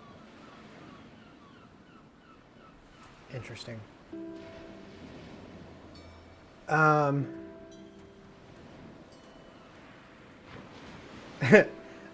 In his like current state around that, he'll hold off the conversation with his ancestors for a moment, and he'll go over and like swipe his hand through the orb.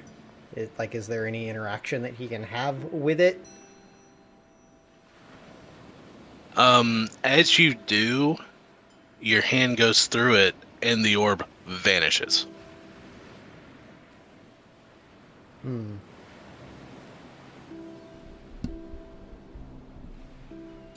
Very interesting.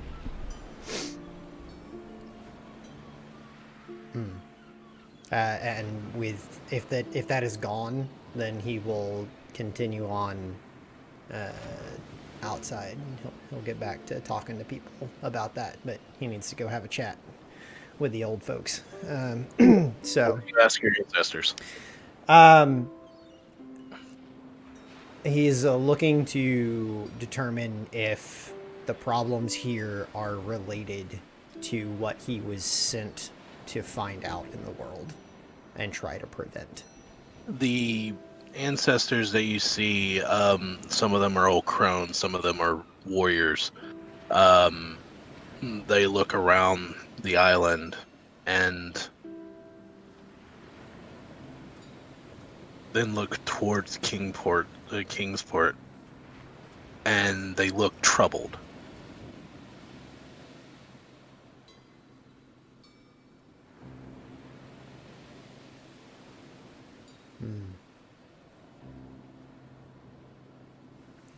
One way or another. It is something we should prevent, even if this is not what causes the war.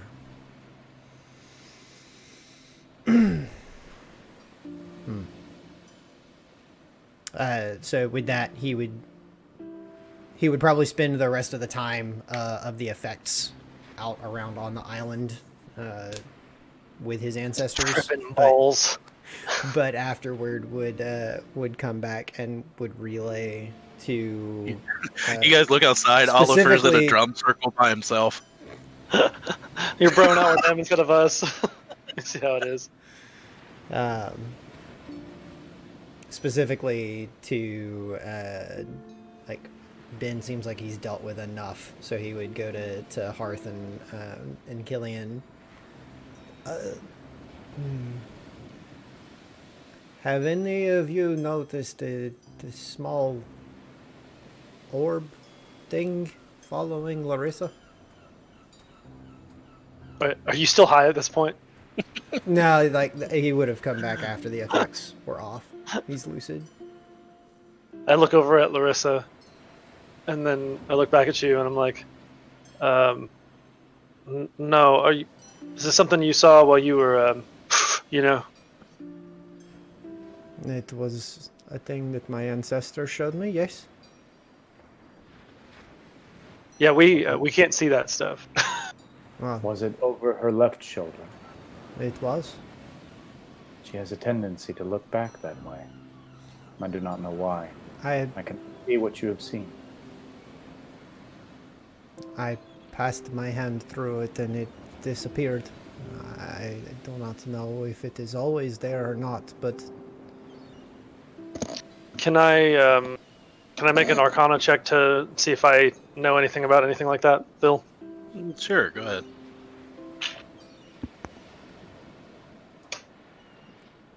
Uh, 15. You recall the description of a clear orb, especially one like that with a 15. You can't put your finger on it, but it might be a scrying spell. I've heard of scrying spells leaving a trace like that.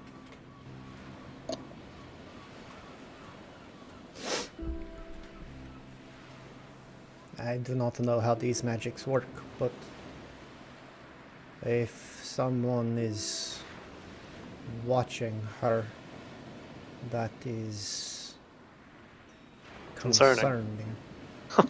Yeah.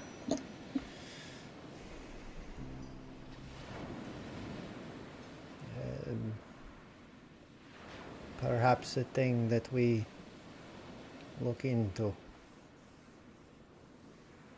Agreed. As Ben is wandering around, trying to shake the whispers in the back of his mind that still linger there. Whisper. That's fucking creepy. I don't like it. But me croaking like a frog trying to talk was No, okay. dude, no. I've heard that too. That was creepy as shit, is what that was. Yeah, right. I was like, nope. I mean, right now, that's my accolade for today, is that frog voice. As Ben's wandering around, he'll think about communicating telepathically with people. And in a moment of empowering himself and kind of drawing his psyche within and projecting it, mechanically casting sending fluffily, it is telepathy. Fluffily. Ben reaches out to connect his mind with the lead kobold who stood outside of the Wish You Were Here shop. How far? It's Anywhere so fluffy! on sending is anywhere on the same plane. Okay. That is Damn. what I'm doing. Just for Ben Fluff, it's just his telepathy. Oh, okay. So you actually do have the sending spell. I do. I took it last level. Okay. So, He's going to reach out and connect, what are you or gonna say? send this message out. No one picks up. Yeah, this is Ben Yahim with the red turban. Where have you set up shop? Does your master have a note for me? I gotta go back and look up her name. From insert name here. Thank you. Please. Thank you. And just that's it. Gabriel does not remember the woman's name, the other dreamer that he ran into and She connected. didn't give you a name. But I convinced the shopkeeper to give me her name. And then I Then wrote. that might be one of the notes I lost. Okay. Because remember, I lost like several days of notes. I do remember that happening. Yeah. Correct. So Ben Yahim got her name from the shopkeeper and wrote an apology and left it with him for her, requesting her permission to reach out to try to better understand his abilities, since she seems to share them. And if she consented, to please leave a note with the shopkeep. For countless years, I have kept meticulous notes for every D&D campaign I've ever played in, and for some reason, I lost a notebook that had at least 5 sessions worth of notes. So it's all right. I found it right here. So Ben leaves a note for Raja, which was her name. Okay. Lady, true and sincere apologies for the mental intrusion during our brief meeting. I am recently come into my abilities and am learning to navigate the world with new senses. My gratitude for the lesson. It is well learned and an appreciated check on my new and developing habits. I have never seen another of golden eyes before, and have found myself overly eager to make your acquaintance. If you will, a strange man in a strange time, struggling to understand the changes to my psyche. Should you find a moment of forgiveness and an interest to speak, please leave a note with Piccolo, or reach me directly if you are able. I patiently await your permission to do so myself. Humble regards, Ben Yahim Kalem. So you reach out to this kobold's mind, and eventually it comes back, and he says, I don't remember a red turban, but we are set up shop on the western side of the island. There's no one here. Does it end there? Yeah. I will cast again. Please ask your master if he has a note for Ben Yahim Kalem. Additionally, please do not move again so that we may come to your shop. It takes a while, like a little bit of time, almost to the point you think he forgot about it, and eventually he gets back. He says, "No note for Ben Yahim Clem." I love it. I love it. You can't tell me what to do. You're not my boss. And at about that point, Ben's walking around the side of the lighthouse, like along the cliff's front. He's pacing on the phone is what's happening. That's exactly what's happening. You're not my real dad. and you all just hear, "Stupid kobold." You're not my supervisor. I mean, he asked nicely. It's good. Cool.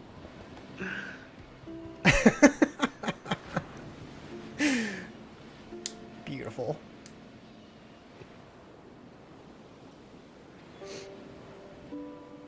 Oh man. All right. So, over the course of the next 36 hours, if there's nothing else anybody wants to role play, You make your trip with Oliver to the portmaster. Portmaster doesn't really seem concerned with the death of the keeper. He's like, we'll send somebody else out there. And he hands you a bag of 300 gold. Hearth also says, with that response, well, I would think that the death of or disappearance of multiple lighthouse keepers would be concerning, but I suppose it's nothing to worry about. It's a lonely place. Guys go out there, they lose their minds, they go missing. We send someone else out there. It happens. One thing that should be updated, you will need to send more coal to the lighthouse. It will be operating at a diminished capacity in perpetuity. All right, that's just more money. I'll tell the ice farmers to bring us some coal from the mountain. But all right. Small price to pay for not wrecking upon the shore.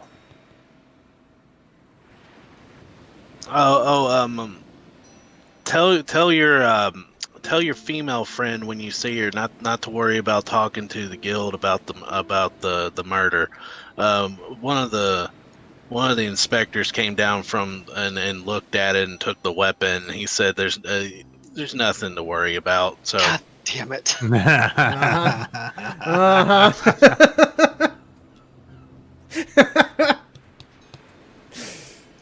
we don't want to cause an uproar and make people panic. So we're just Yeah, can't have that. it happened. People get into a spat and get into an argument, and It's nothing to worry about. Shove a dude through with a spooky, shadowy rapier. It's fine. It's fine. No big deal. These kind of things happen. Yeah. Boys will be boys. As long as it seems to happen at all and is recordable, it seems that it can only be expected. I understand.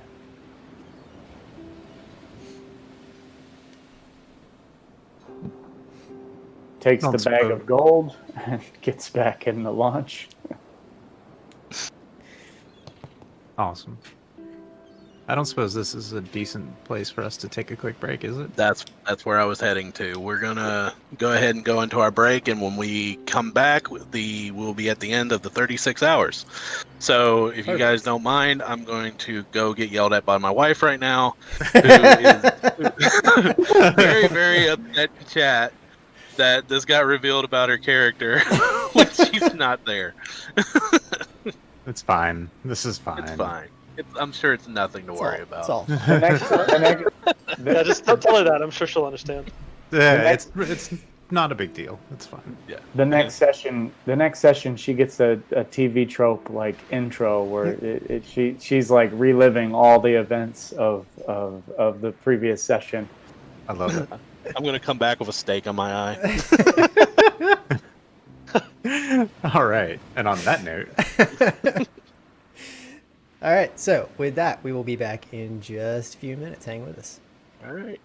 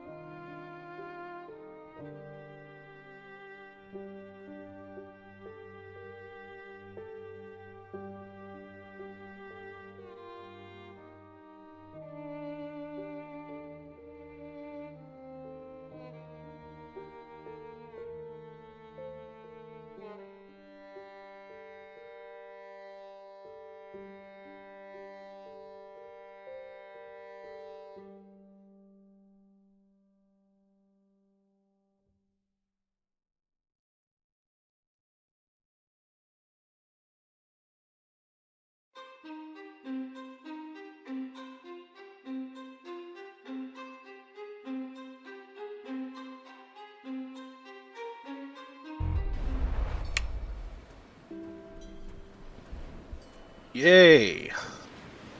Awesome. Such excitement! It's nothing to worry about. Very exciting. Full of excitement.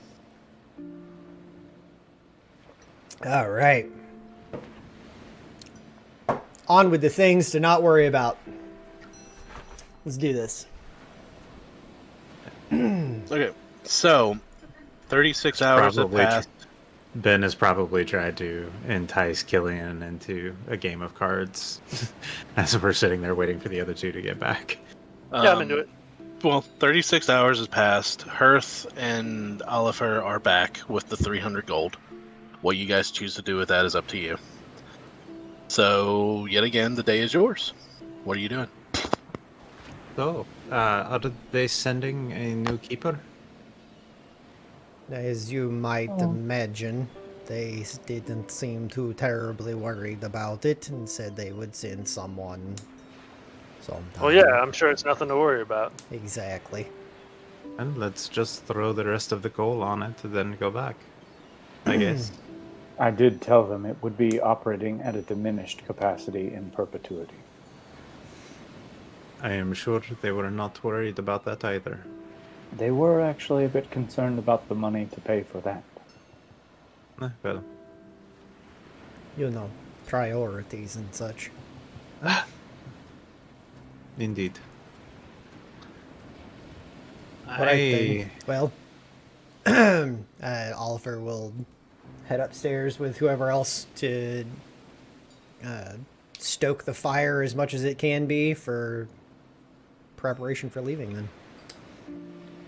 I will help you. All right. So you get the fire pretty well attended to. And it seems to, getting the coal onto it, it seems to be, it'll burn for a good amount of time. Probably long enough for them to send a new keeper out. Wonderful. And Oliver. They come out and the lighthouse is burned down. Yeah. Oliver. Yes. Your ancestors told you anything about this place? With our new revelations? They are concerned. But They're is- probably concerned because you never write your mother. But well, she knows that I am gone and not able to come back. She would understand. you Hey. never write your mother. It is rare that they actually speak so much as convey how they feel about things. Interesting.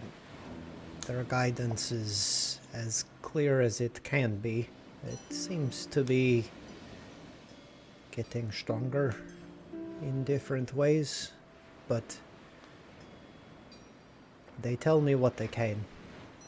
And I can tell you they are very concerned with what is happening at this island. Fair.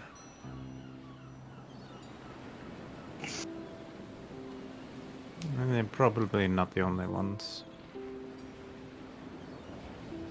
who are concerned, that is. I know we are here for a bit longer regardless, but I would not feel right leaving this island as it is.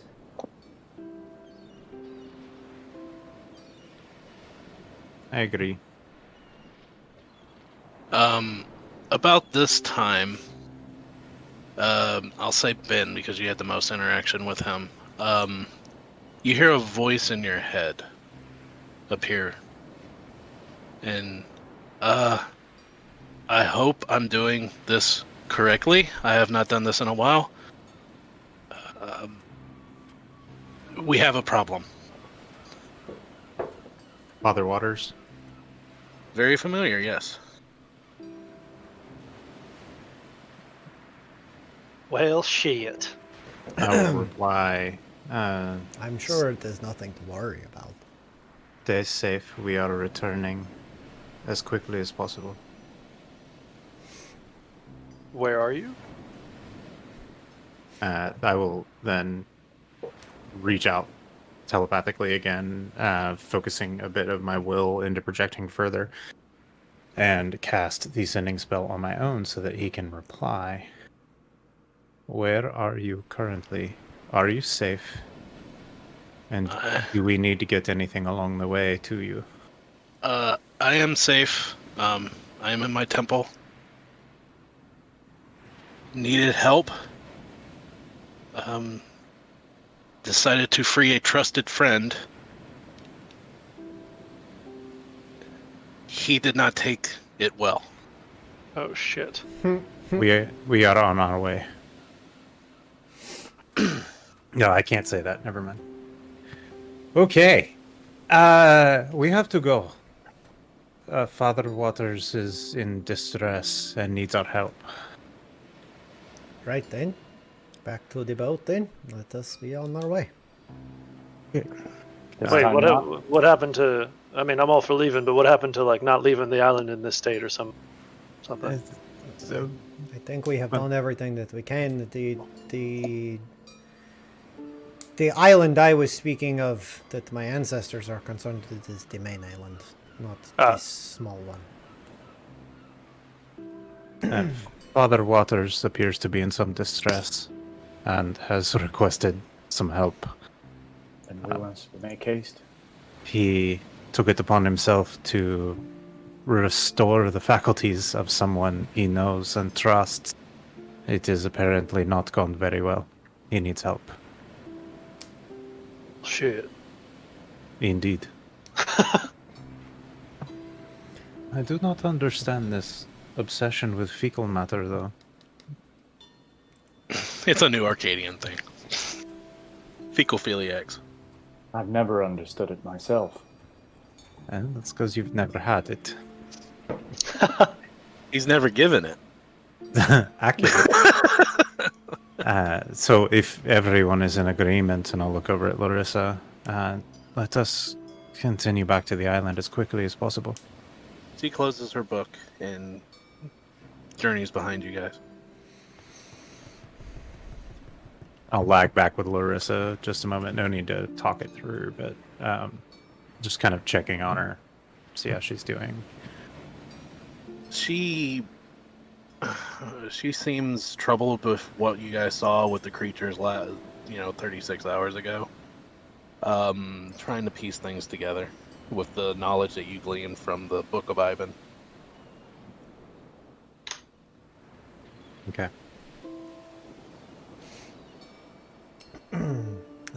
Oliver takes up the oars. As soon as everybody's All right. ready to go, piles in the boat. Indeed. So the sea is actually pretty calm. It's actually a nice little jaunty row back to the mainland. You see the ocean, well, the bay is calmer than the ocean, but with the sunlight from the bright, non-stormy day, you do see the sun glinting off the waters, and you see those streaks of rainbow that gives this bay the name Rainbow Bay, of the runoff from the whale oil refineries and rendering huts that are along the shores of where they render the blubber and the fat into whale oil. It's very peaceful and kind of calming as you row back to the mainland, and you guys appear here with who's glowing? Is that Hearth glowing? Yep, that's Hearth glowing. Mm-hmm. I'll get rid of that. Positively glowing. Simply glowing. Your complexion, it's just glowy. Thanks. You also need to heal yourself on Astral. Indeed. Will do. And so you guys are back at Kingsport. What do you do? Heading for the temple. Yeah. All right, making your tie inroad. off the boat. Make sure the harbor master realizes that it's back where we left it. But otherwise, He doesn't even look from his desk. He's just like, yeah, whatever. Not worried about it. Making your way through the streets. It's the streets are typically open. The shopkeepers. It's about late in the morning. The shopkeepers have opened their stores. Making your way to the temple, you do find that the door is ajar. And sitting upon, as you walk in, the place is, I wouldn't say ransacked, but you can see a table is turned over. There's scattering of like a sparkly dust all over the floor, and Diamond dust. a couple of things, and Father Waters is just kind of sitting on the edge of the fountain. You do not look particularly pleased. Are you all right? Are you hurt? No, I'm fine, but I did not expect that to happen. What happened? I went to the Sailors Guild, and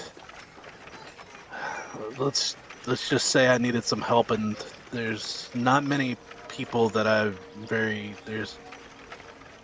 there's one person on this island everyone seems to trust, and I needed to gather information. I needed him to gather information for me, and I decided to take what you taught me and free him of this, whatever this effect is that's over my people. And he exploded, blew up, and just... What? Wait, started- like literally exploded. No, he did not explode. Killian was like, "Holy shit! What did you do?" He broke into a rage and started shouting incoherently, "It's all real! It's all real! I remember his face. I know his name." And knocked over the table, spilling all my contents. That's a lot of money laying on the ground right now. All of the temple funds. While he says that, I will use my telekinetic abilities to start gathering it up into a pile and lifting it. I'm literally writing down in my notes that Father Waters blew up his friend.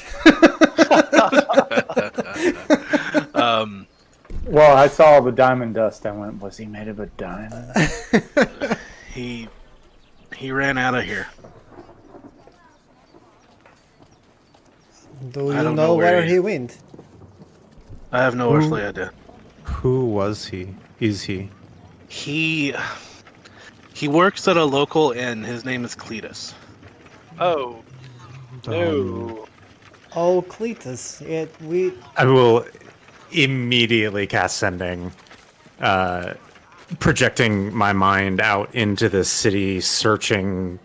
Like, Ben almost stumbles as he expands his consciousness so quickly, and finds where Cletus is and casts Sending. Cletus, please return to the temple so we might formulate a plan. Father Waters is concerned about you, as are we. And Tannen misses you. You get an instant reply of a very frantic old man. "You're not real. You're not real. You're not real. You're not real." Over and over again. Shit. Oh no. He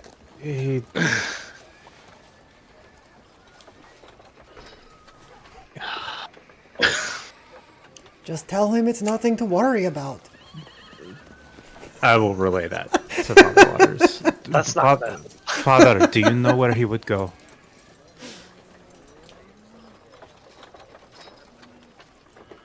Cletus came to me years ago of a problem with drink, and he has not had one in a while. He might go somewhere to crawl into a bottle. Do you think he would go back to the inn? If he feels safe there, maybe. I don't know if he would feel safe there. To be fair, I don't think we would know anywhere else that he would go, so we might as well start there. I want to turn to Lerissa. You can move through a crowd faster than the rest of us. Do you think you can check? She looks kind of over your shoulder a little bit and says, I used to be able to.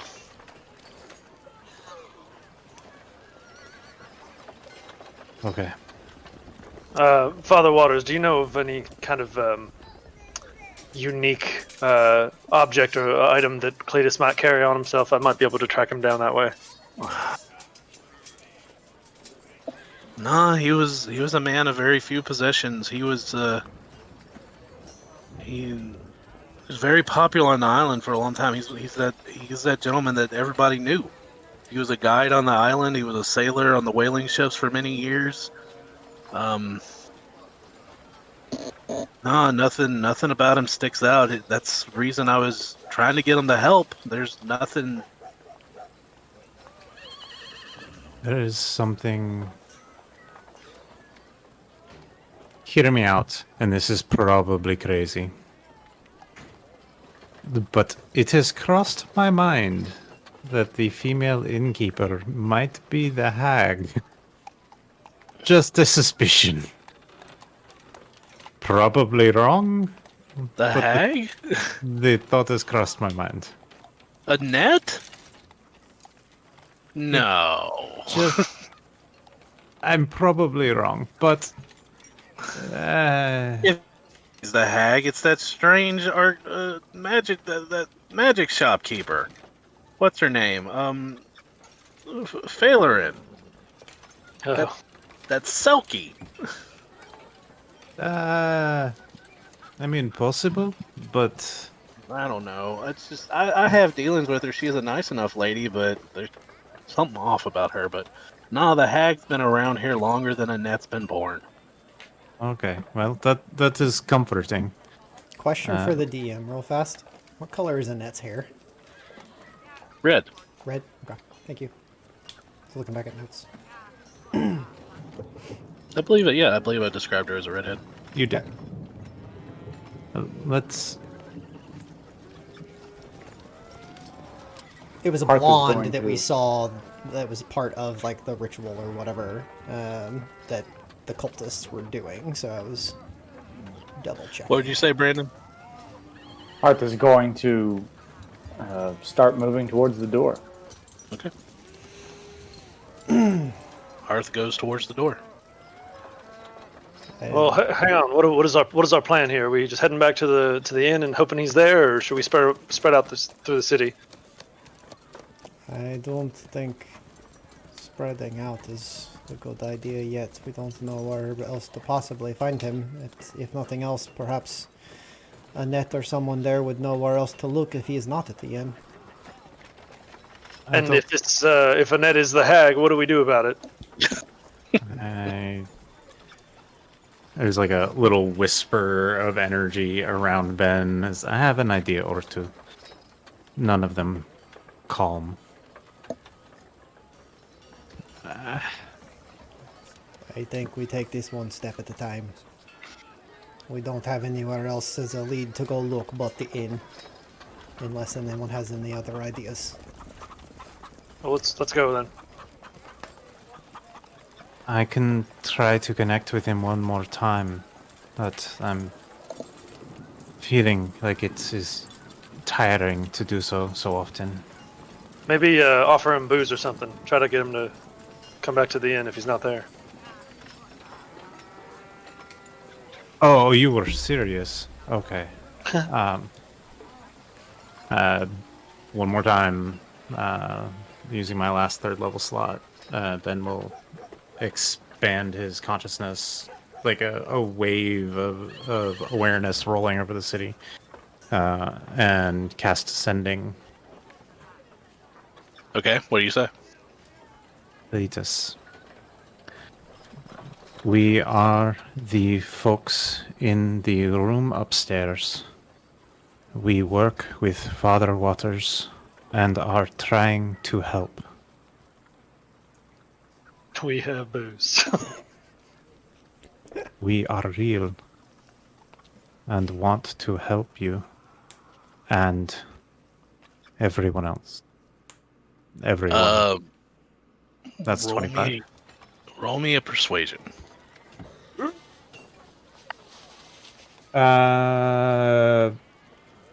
I didn't say it before, but before I look at the result, I would like to use the fortunes. No, that was the day before. Never mind. Yep.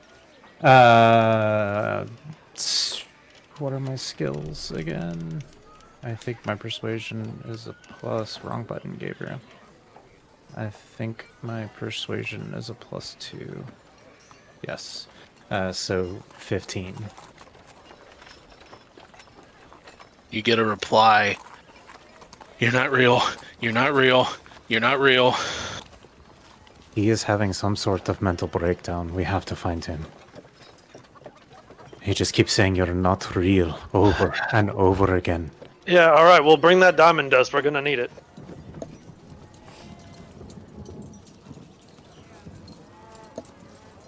And off we go? Question mark? Oliver's Where? at the door already. What is your destination? Oliver's headed for the inn unless anybody has anything else. Did Father to Waters? Yeah. Did Father Waters offer any other potential places? Nah, he's picking up the table. He Are says, you- just be careful when you find him. I know. Okay. And I will follow you guys. Yeah. Hearth is we're going to be the first one to book it out the door. Okay. So, you guys running through the streets at a quick pace, Lerissa leading as much as she can. You guys eventually get to the Seven Bells Inn. The door is open, and you see Annette kneeling down and calmly picking up pieces of broken glass and putting them onto a tray. Where is he?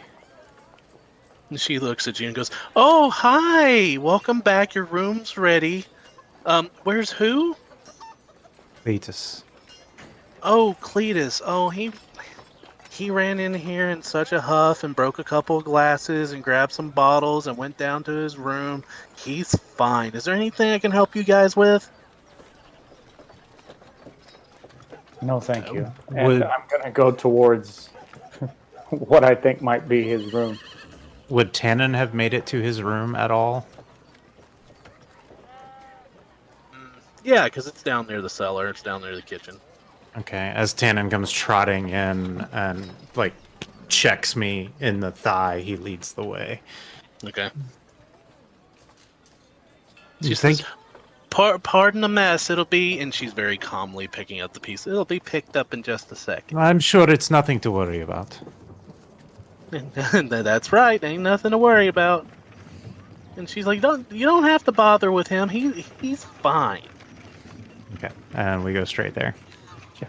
All right. As you guys open the door, going down to the cellar, there's like a little walkway and a little hallway. As soon as you open up the door, you start hearing the noise of someone singing with a little bit of a slurred speech. He's like, "What do you do with a drunken sailor? What do you do with a drunken sailor?" Just over and over again. He doesn't know the rest of the words. It's just, what do you do with a drunken sailor? What do you do with a No, drunken Bill sailor? does. Cletus does not. No. I'm Trust saying me, Bill does. I'm saying Cletus doesn't. I'm He's just sitting repeating the same here. line. I'm just sitting here having flashbacks to me and Bill drinking too much at the bar. So Yes, and singing sea shanties because we used to play pirates at Ren Fairs. Too much Black Flag. So never too much black flag, sir. I know, man. Anyway, as you guys work your way around, I never finished Black Sails. As you guys work your way down, and you go down to the lower cellar, you pass by the kitchen and you see a pot like on the fire that's obviously boiling over. The smell of booze is very heavy. As I you just go use down close. telekinesis to slide it off the burner. You do, and the arm goes. You start passing, and you find one empty rum bottle already, and then another. Someone has hit the drink, I think. Do you have any way to clear him up? Yeah, I do. But first, let's see what his mental state is. It might be, better while inebriated. Fair enough. As Lead the way. you walk into the room, you see him, and he's sitting on the floor, leaning up against the side of his bed, elbow up on one knee with a bottle in his hand, and he looks up. Who's the first person to enter the room? I would. I'm just going straight. I don't really pay much attention to the net. He looks up. Well, and he looks past you, and he looks at Killian. There's the man of the hour. He's looking at me? Yep. Why do you say that, friend?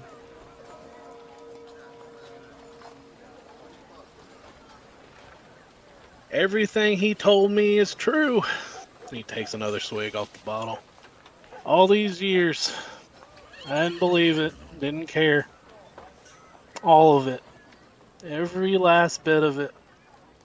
Everything he told you. You talking about my uncle? He reaches underneath the mattress of his bed and he pulls out this leather journal.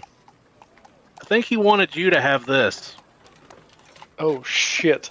Sorry, that's not Killian, that's Derek. And Derek, if you look in the handouts, you will see a oh, hold on. Bill's got to enlarge his window to do this.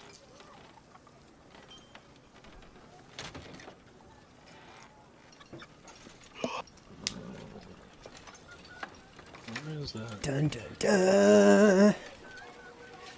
Guys, it's all connected. In the great circle of life. I'm having a screen issue right now. It's not letting me. There we go. Share with players. You will see a new handout present titled "The Great Western Expedition."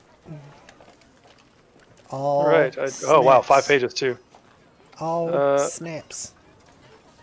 So you guys, I'm looking at. This is my uncle's handwriting. Maybe you guys should talk to him for a minute, and then I start flipping through this. He's got a rum bottle just like turned up, and it's almost gone. I'm going to go towards him, kneel, get down on his level, and You're gonna get on his level. You're gonna have to drink a lot, my friend. it won't affect me. Not and attitude. I see a Freya. going to gently, once the bottle is empty, I'm going to gently reach out my hand and say, "May I take that?" He looks at you. Only if you have another friend. I'm going to look around and see if there is another. Yeah, he's got another setting up by the door. Okay, I'm going to go get that one. I'm going to come back, and I am going to let's see. I'm going to... I just want to see how this works. Okay. As I go to get the bottle, I'm going to mutter some Divine Arcadian prayer under my breath to cast Calm Emotions as everyone in the space is going to hear these kind of words echo out where you're not really hearing them, but they're just reverberating through your mind and through the space. And anyone that wants to resist a sudden calming effect that comes can make a charisma saving throw. And you can choose to fail it if you wish.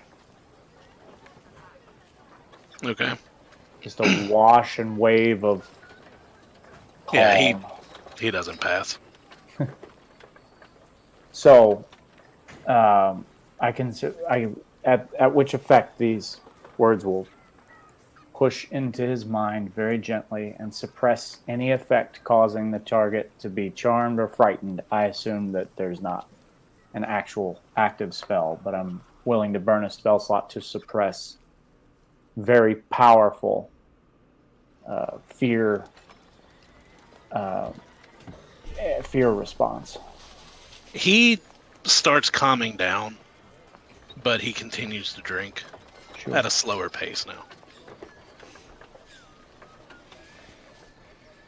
It is hard to learn things that you were not prepared to learn.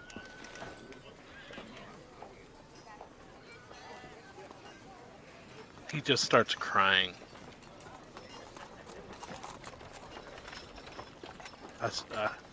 I stopped believing. 30 years. 30 years passed, and he told me, and I stopped believing it could be true, and then it happened, and for some reason I knew it was true, but I just didn't care. I didn't care until whatever Father Waters did. Then I cared again, and I just... Cletus, whatever has happened here to you is beyond your abilities or power. You cannot blame yourself to such a degree. It's not that I blame myself. Whatever the doc said, it means it's going to happen, and if it happens, it's not good. How many people do you see in this room, Cletus? He looks at you. I see you and me and them. Why? Because this room is filled with people who seek to avoid the outcome that you fear. Well, you don't understand, man. It's unavoidable. That's what the doctor said. He saw it happen, and he said if this person shows up on the island and he looks like this, then I know it's going to be true. Looks like what? What person? It looks like you. With your name. Oh shit. Dun dun dun! Cletus, I have been railing against fate and probability and what is foretold my entire life. And as I speak, I project my voice into his mind as well. He says, as soon as you do that, he's like, no, I've had enough of that. Hearth's gonna hold up very gently a hand, a mechanical hand to continue calming Cletus, and also to kind of signal whatever's happening he's not liking. Okay, I'll retract the telepathy, but we are here to help. And if you're having problems reading that, you can blow it up outside. I'm not. I'm trying to read it while also like listening to you guys, and it's just taking me a minute. We are here to help. I have not overcome death and time to sit by and not help.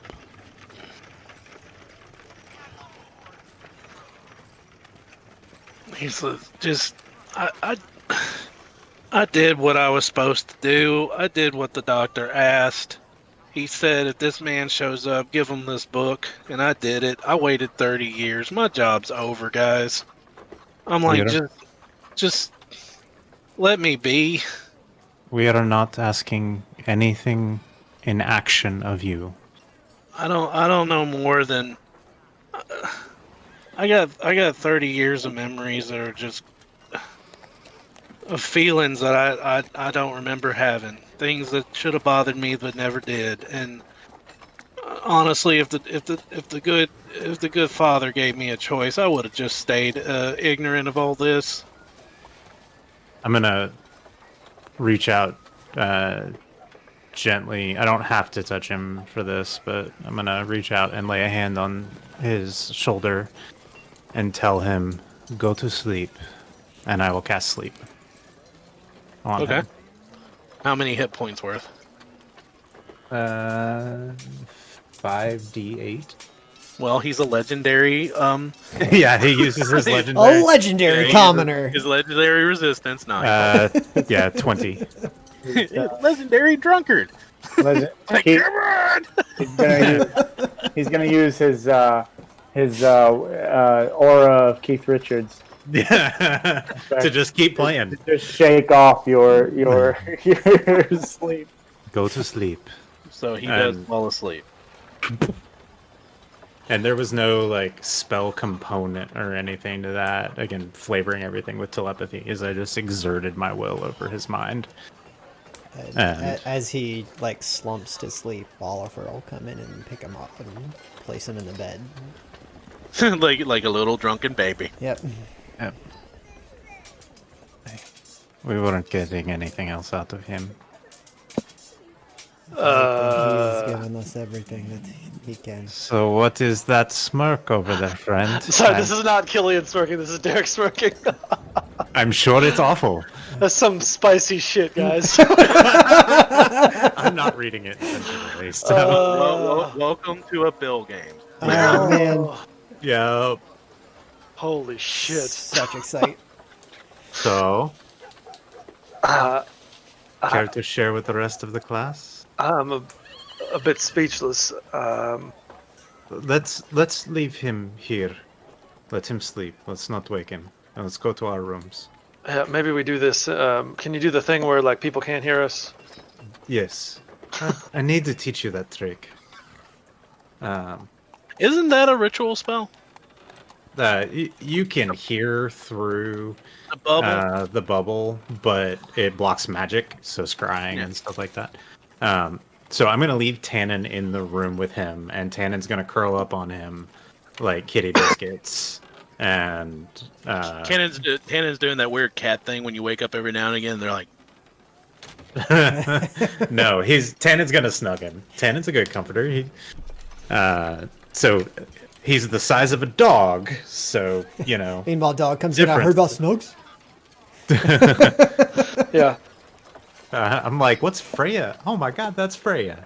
and both his dogs come walking into the room. Okay.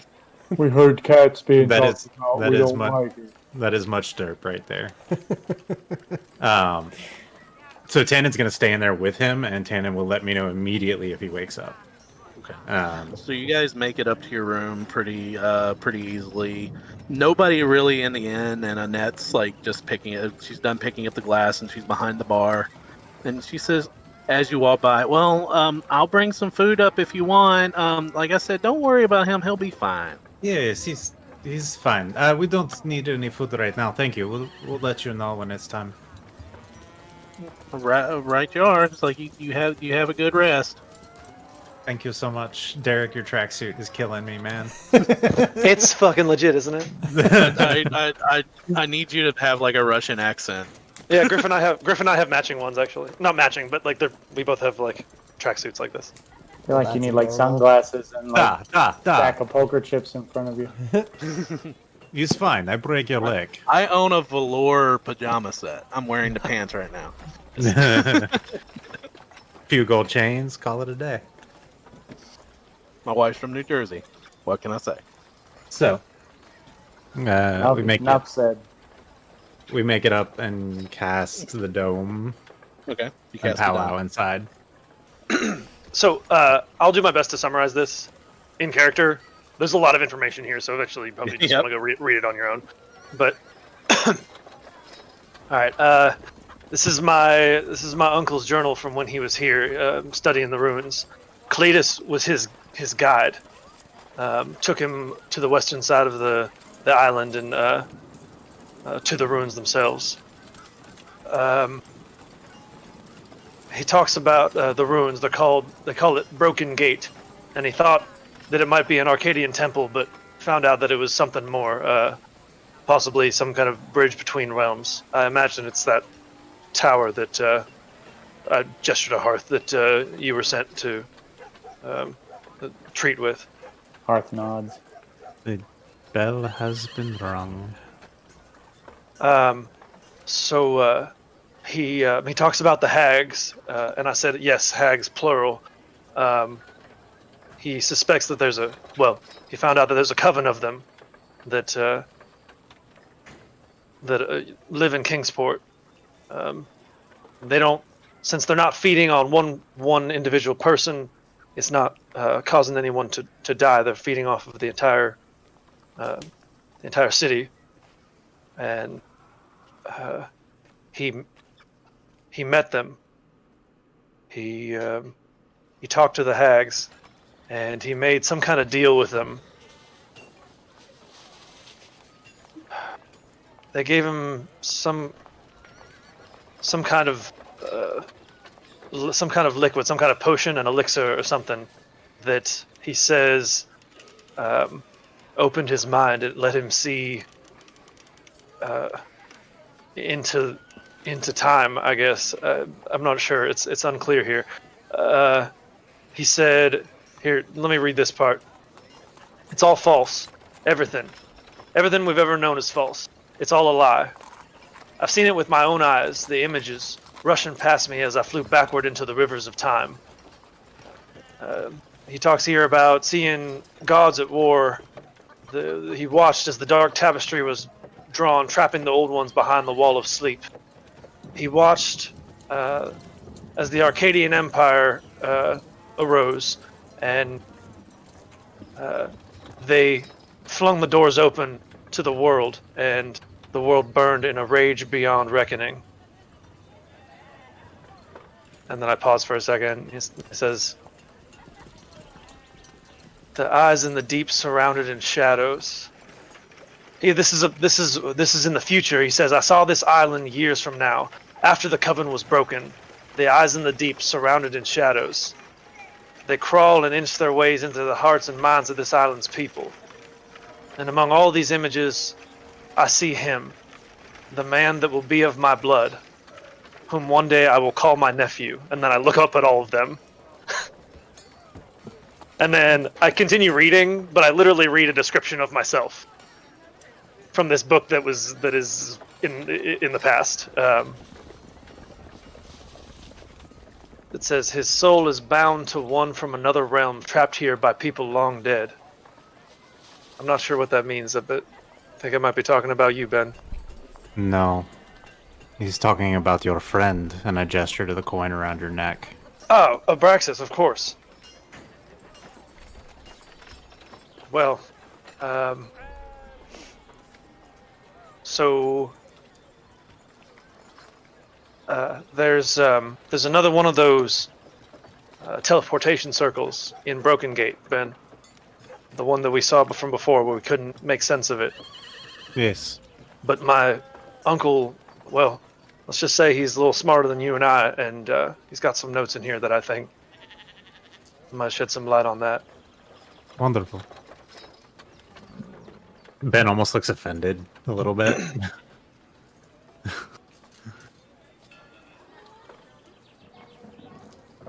I'm sorry, this is a lot. He says the Arcadians built towers in places that were connected to other realms of existence. Whether they were studying these planes and traveling to them, perhaps. And the tower here is connected to Eliam Al-Zili. This is the Shadowfell.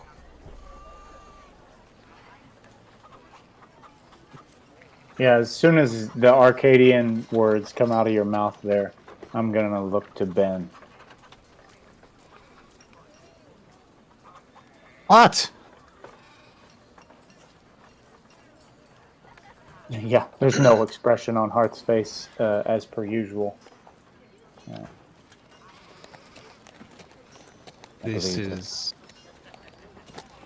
believe my purpose is becoming more and more clear. This undertaking. The veil. The veil is not thin. The door is wide open. I'm confused by this part, though. We keep hearing about this hag, but it says in the journal that I saw this island years from now after the coven was broken. Does that mean that the hags are dead, or maybe there's still one or two of them left? Like the coven doesn't exist anymore. Or perhaps they split for their own reasons. Who can know the motivations of such creatures? The coven requires more than one, but that doesn't mean that they're all dead. It requires more than one working together. They could still all be here, just divided of intent and purpose. Or perhaps, if time is indeed this fluid, perhaps all of us have some part to play in the breaking of the covenant. Perhaps. Who knows? I...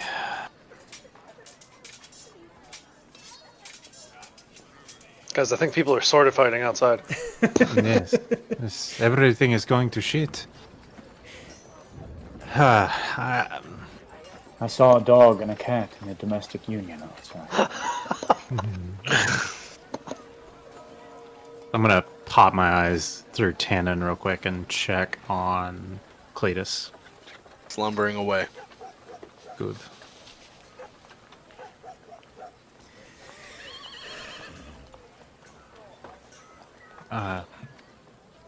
I think we should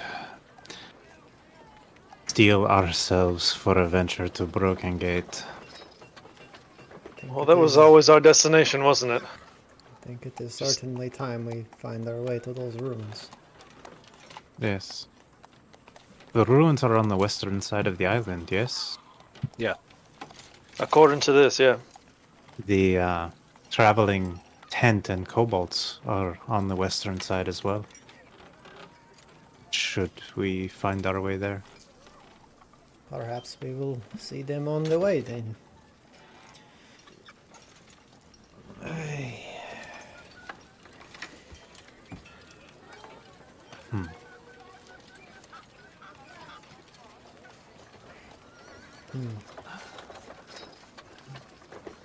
I'm overwhelmed. You're telling me. I'm still like constantly just like flipping through the journal. Well, the handout's yours to peruse as you need. Yeah. I found this great program that lets you combine PDFs into like a flip book. I love it. Awesome. I think... Go ahead. Do we make our way sooner than later? There is still light. We can make preparations and hit the road today. I think we should wait until he wakes up, so that we can be here to calm him some, if at all possible. We should also let Father... You know what? I'll go. Let Father Waters know of our plan. It would be good to make sure whether or not he has any more information on the cult. Anyway, he may Agreed. not have anything more to share yet, but worth checking.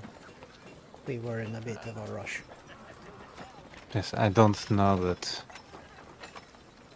I don't know that I can reach out too many more times today. It is somewhat taxing to communicate at such distances. I can go if you need to stay here.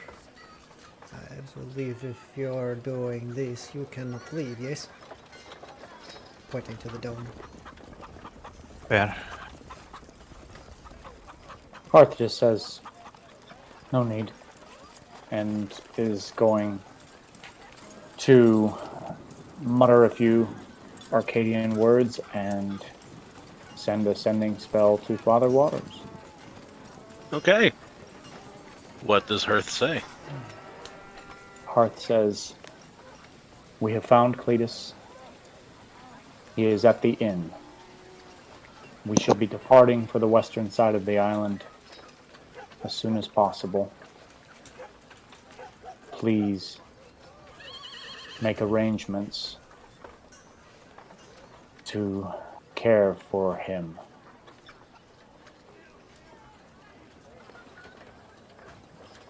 It takes a second, but you hear back, thank you for finding him. I will see that he is delivered to the temple. I will watch him here, hopefully.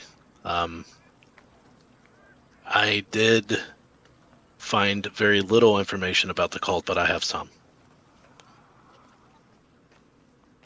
And it cuts off there. Father Waters has further information about the cult, he will see to Cletus and keep him in the temple. You So both of Oliver. you can just speak with people wherever you want, whenever you want? This is impressive, to say the least. Only people I have met. Do you remember? And then my voice switches to being in your mind. How I can speak in your mind? You gave me permission. Yes, that thing when you start sounding different again. Yeah, huh? I can do it over. And my voice switches back. I can do it over some distance. But it is draining.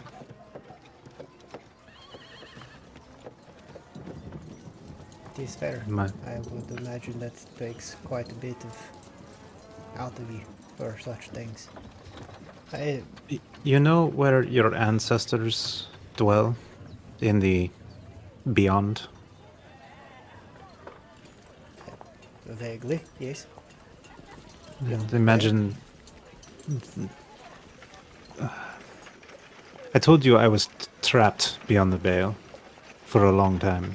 It changed me in ways that I'm still learning, such as my, and again the voice switches, ability to communicate in your mind, and then it switches back. I'm still sorting out all the different things I can do. An apple like floats over from the table. Ben snatches it and starts snacking. It's strange.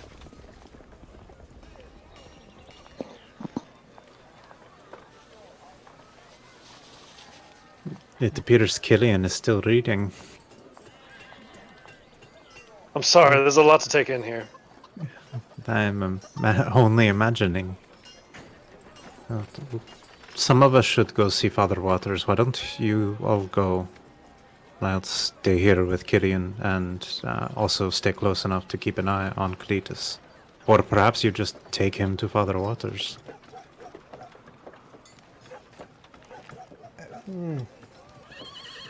I suppose if he is sleeping, it would be easy enough to carry. It may draw odd attention to carry a sleeping man from here to the temple. Something enough. tells me that folks will not think much of it. It's probably nothing to worry about.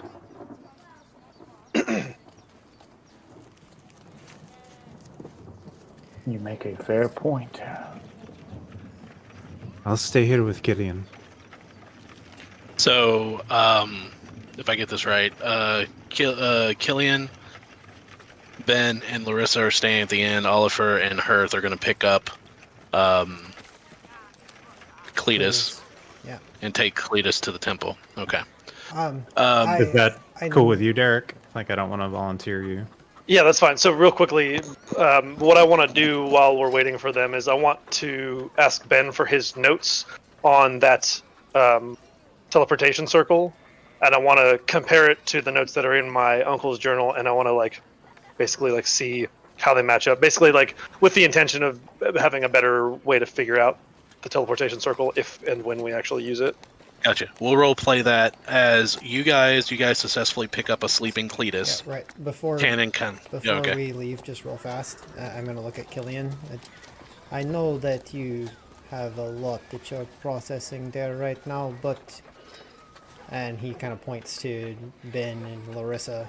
And you all might want to discuss that orb, this scrying thing. Oh yeah, I'll let him know. That You might... do you say that in front of Lerissa? I don't think he's not. Did you gesture towards her or So we're all inside the dome, and as Hearth and I are leaving, Oliver stops and looks back and kind of points to the Larissa three of you. looks at you. Larissa looks at you very. What orb? It's nothing to worry about. I'll tell you about it in a minute. No. What orb? And she looks at her left shoulder. What? Here? It is where I saw it the other day. I don't know if it can be inside this, since this is supposed to protect from things, but I just thought we might want to discuss that before we go elsewhere. But I don't know what to do about it. It seems more your area of expertise. So Lerissa just looks troubled.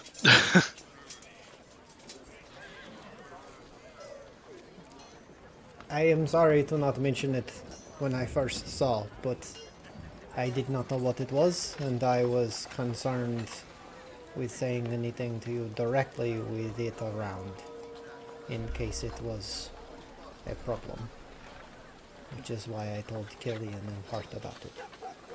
Okay. So, we will be back as soon as we can. So, you guys pick up a sleeping Cletus with Tannen pawing at him and carry him through town, and no one really pays attention to a furbog, a forgeborn, and a sleeping, drunken old man over their shoulder. And Tannen's going to go with them with the intent of returning if anything goes wrong. Okay. So as they're walking, Killian, roll me a investigation check.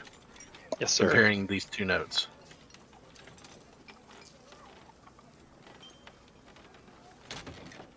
Okay. I rolled a 11. 11. With an 11, you can't really decipher what the notes for your uncle are, but you can tell this doesn't look like a teleportation circle. Oh shit! It's not the same thing. Well, that's interesting.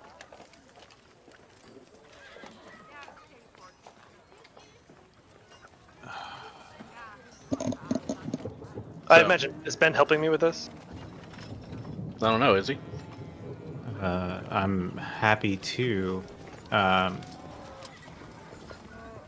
You want to give me some insight to maybe possibly give me advantage on this roll? Bill, Ben, as I don't think this is the same thing. This isn't. this is a It's not matching up. my friend. These are the planes. The forces. I'm just looking at it, putting pieces together. The nine hells, the abyss, and then separated over here, the dreamlands, and the ethereal plane, the Feywild, and the Shadowfell. These are all reflections of each other, and pandemonium, limbo, life and death. It's like I need minor illusion eventually. It's like imagine plates stacked on top of each other. And these are the different planes and how they move through. And I'm basically just trying to use my knowledge of the planes to. There is a term in D&D. It's called the Great Wheel Cosmetology. It's the belief that the planes kind of revolve around each other in this great ever-circling wheel. Yep. But that's basically what they're describing, except if you read it in your journal, as you were reading through it, this was explained by your uncle, deciphering the clues. Yeah.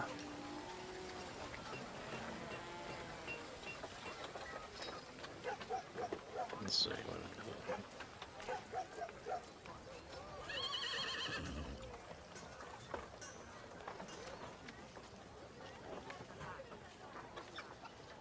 But yeah, he talks about cover stones and solving a puzzle.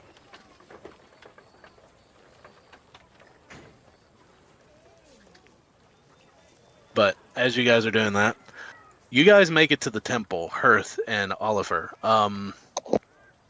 Father Waters ushers you back to a back room where there's only one bed, and he tells you to lay Cletus down there. I was muted. Lay him gently down on the bed. He says he will be safe here. I will tend to him. He had drank quite a lot. I expected that. He will continue to drink quite a lot. I expect that as well.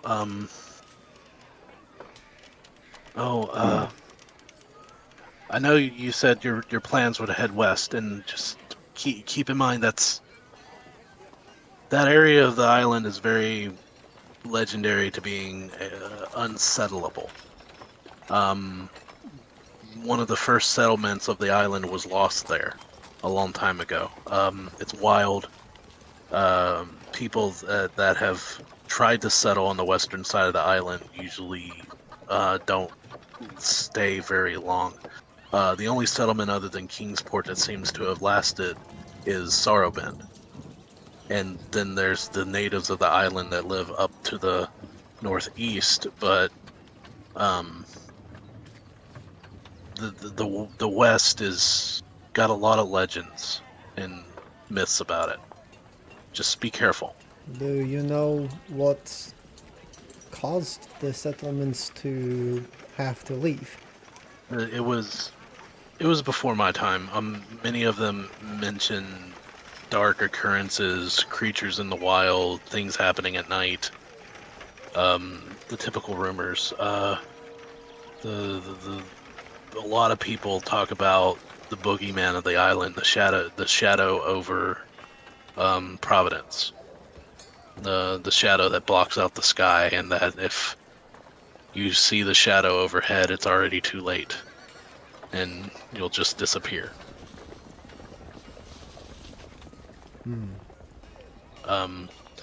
But to concern ourselves with the cult, what I did find out in the archives, the reason I enlisted Cletus's aid was everything on the island seems normal. The Sailors Guild kept note of everything. They handled all of the shipping, all of the whaling within the island, and so they kept detailed notes about relationships between sailors and what ships they were bound to and what captains ran the ships. And using that, I was determined. They even kept track of bar fights, if you would imagine that. And it seems about 17 years ago, violence on our island stopped, and a kind of a calm came over the island that I could only explain by what you freed me from. And there is no note of violence between sailors, of no disagreements, of everyone just being placid and calm, and no heights of emotions or anger or rage. This coincides with another circumstance. There was a shipwreck near Mirkwood, and all hands were lost except for one person who washed up on shore, and he was of the Marsh family.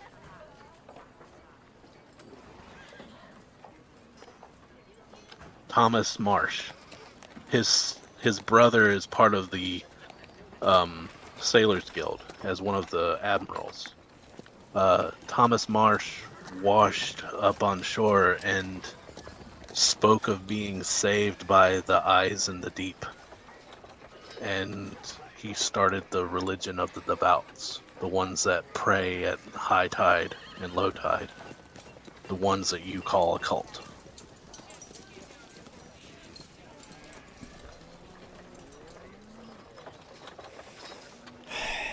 So, do we know if this Thomas Marsh is still around? I believe he is, but he's very reclusive. He keeps to the Marsh homestead. His brother is out a lot, but Thomas doesn't even attend the services for the devouts anymore, I don't believe.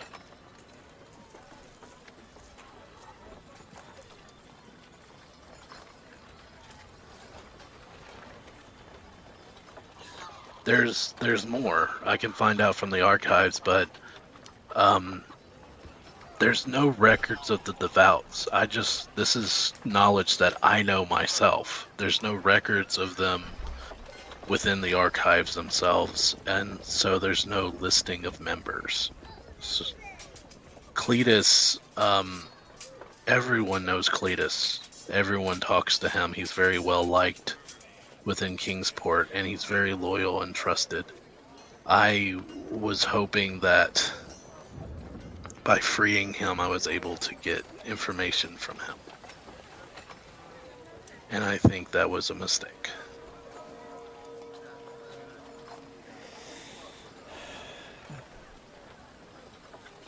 I will be very selective on who I choose from now on. If I choose anyone at all, until this is figured out. I don't think it is fair to deem it a mistake to free someone from bonds that they did not ask for. But I do understand your feeling that you may have shared this wisdom without knowing the consequences.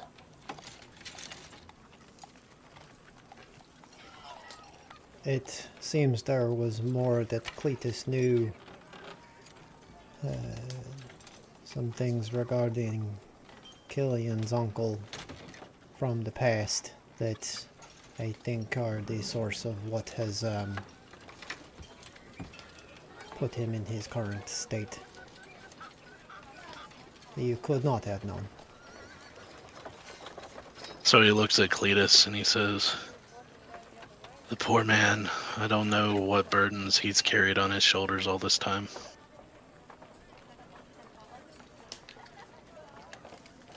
Just trust that he will need someone who listens and believes in him.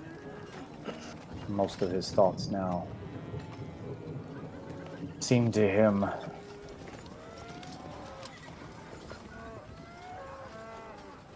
unreal, when I think they are more real than he will care to ever understand or admit.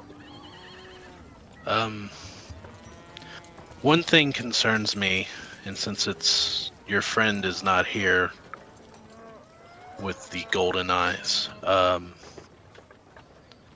him accusing Annette of being the hag scares me. That is, those are words you do not say in a rural town such as this. They get innocent women or men killed. We will convey that to our friend. I Unless- do not think he would be one to share that lightly. It's something you do not say unless you are absolutely sure.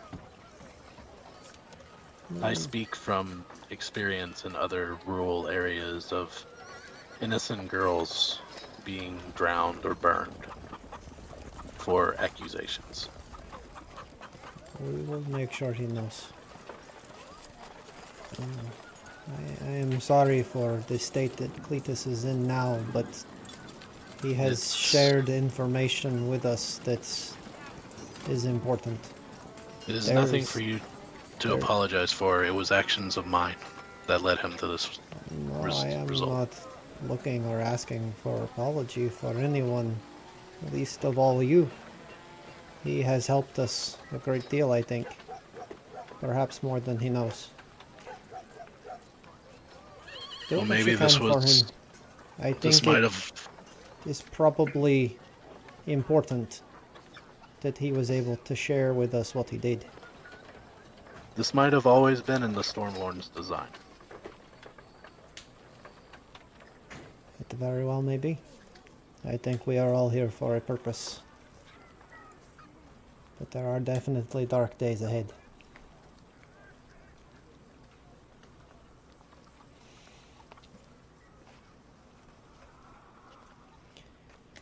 So, back to Killian and Ben. Oh, I did want to. I did want to ask him where the Marshes Manor was. But you can It- send that to, like, we can hand wave that we know where that is or whatever. It doesn't The need to be the RP'd. the Marshes Manor home is the largest home in Kingsport. Okay. It would be in the Rise, which is where you guys have walked through. It's where all the shops are and the rich people and the nicer part of town.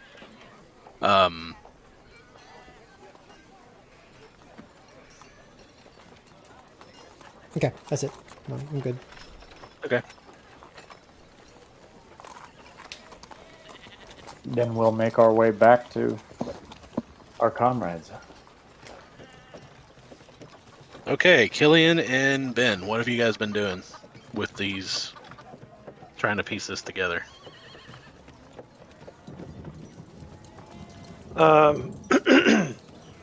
So all this says in the journal, Gabe, and it says the notes in this journal will allow him to enter the temple chambers below Broken Gate. If these events come to pass, then all I have seen is true, and it may be too late to stop them. So I assumed this was attached to another teleportation thing, but I guess it's just a way to enter Broken Gate. Looking at it, it looks like the orbit of the planes. Okay, these are all, I don't know, mechanas. The heavens, the hells, the dreamlands. I've spent more than enough time there. If one entry, if you look at the top paragraph, the 25th of Hananir, which is one of the summer months, I have spent several days racking my mind around the cover stones within the antechamber beneath the ruins. The translations of the symbols reveal names of different realms of the Great Will mixed in with religious iconography, which is very confusing. Right. Okay, so he discovered that part of the clue, but then was unable to finish delving because he had to leave. Yeah. Interesting. Where was your uncle last seen? You said he's been missing, yes? No? Or am I blending various games and characters Yeah. together? Is Derek misremembering that? I didn't think he was missing.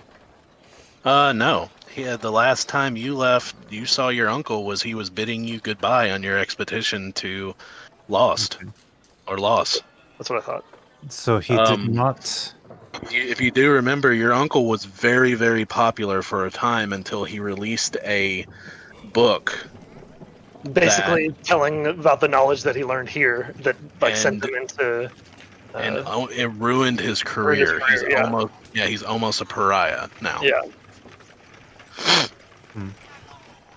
Law and chaos, the inner and outer planes. This is... so the tapestry is something we keep hearing about, right? It is the line between what keeps the veil of sleep, what keeps the old gods away from what we are gathering. Yeah, I believe so.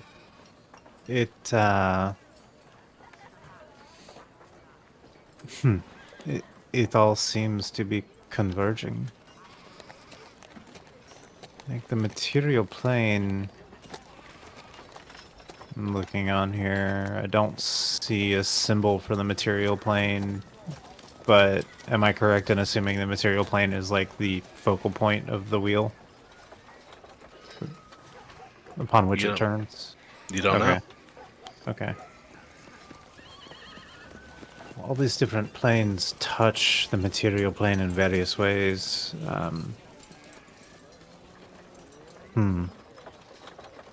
I have a feeling once we get there, we will see these symbols again in some fashion. There's that sword fight again. Must just be practicing. Dueling out or something. What are we hearing? Is it from the audio? It's Yeah. like background Foley and whatnot in the audio. It's just funny at this point. At one point, it sounds like there's a really pissed off cow. The title of the ambiance music is called Busy Town, so I guess there's Yeah. like someone sword fighting a cow.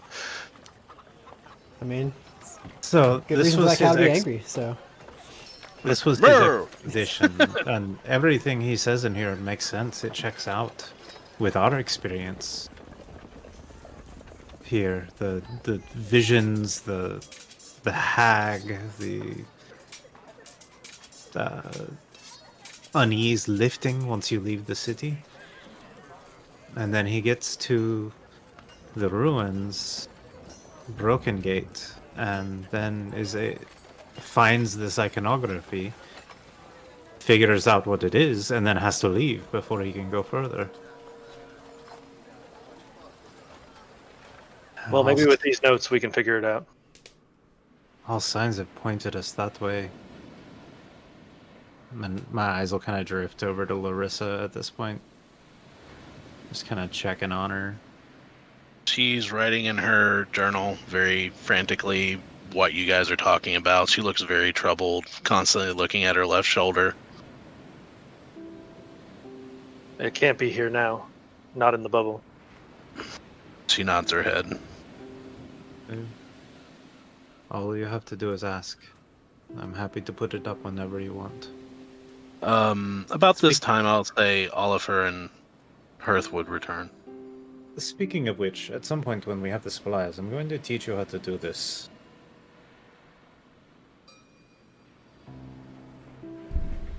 Gillian. Yeah, please do. Well. Ah, you're back. yes, and Cletus is still sleeping soundly with Father Waters. Good. Some interesting information he had to share on the cult.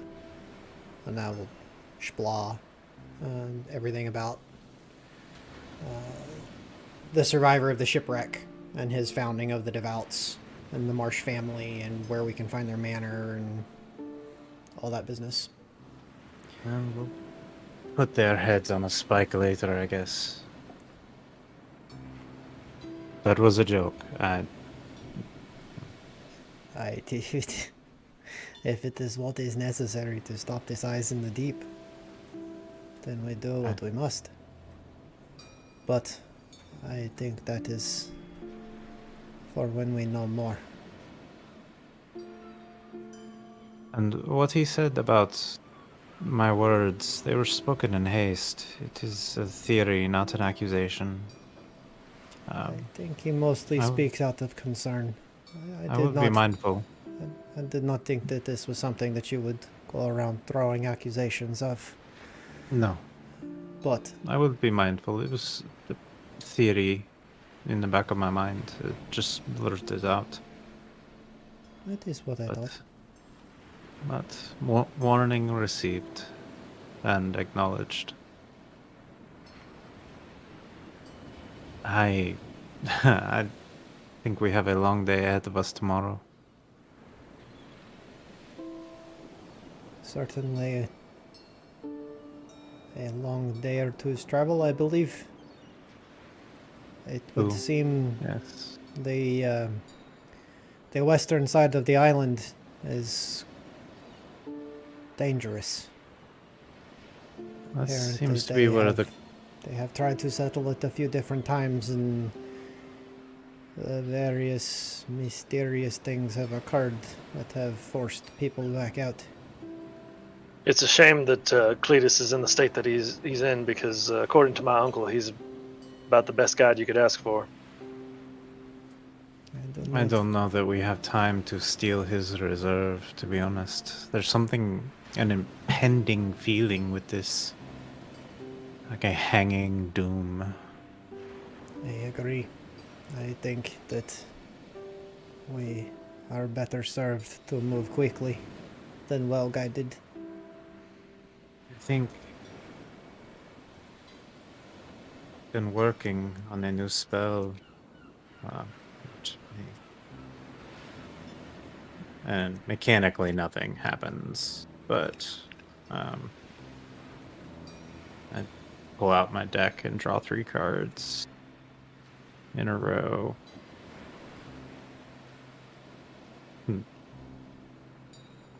Funny. I drew the paladin, the monstrosity, and the adversary. That is, I'm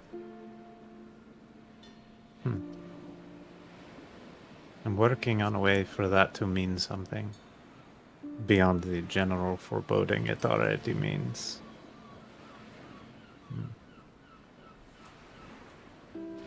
I'm rambling. Oliver kind of pats the bones in his pouch.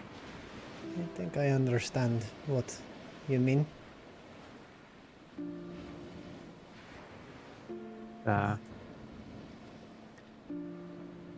There's a simple yes or no answer that I'm working on, and also perhaps something more deep, tapping into the veil. See how it works. I was hoping to have it done by now, but it was too complicated. I had to simplify it. In time, then. I'm rambling about nothing. What are your thoughts, Gillian? Hearth? Well, I guess we can ask for a guide, but I don't know how much I trust anybody who's under the effects of whatever the hell this is. So I have a suspicion we will find where we need to be regardless. I believe that it takes a certain convergence of goals, desires, and thoughts to bring one to the place to choose such a journey. And I do not believe anyone in the area possesses the metal for that type of choice. The strength of will. Nor would I wish to bring anyone into knowledge of what we may uncover. I Fair think enough. Cletus has given us about as much as we could hope from anyone in this town. And he has paid a price for it. And just think, if you guys did not free Father Waters.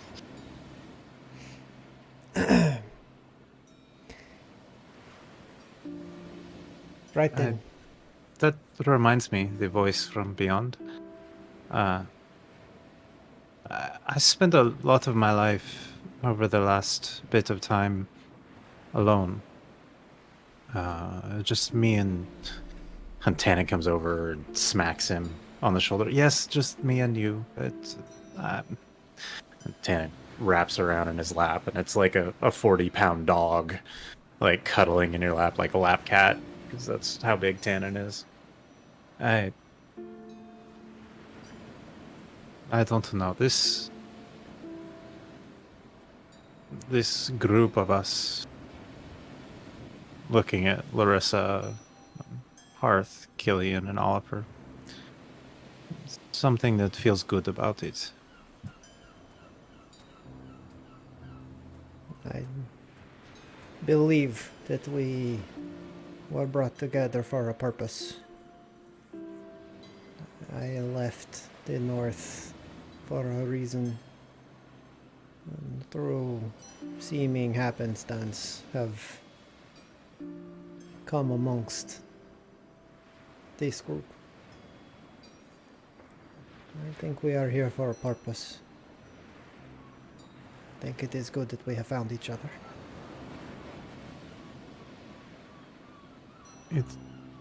Yes.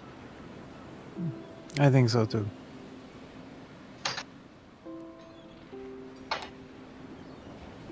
Whatever is happening here is certainly beyond any one of us individually.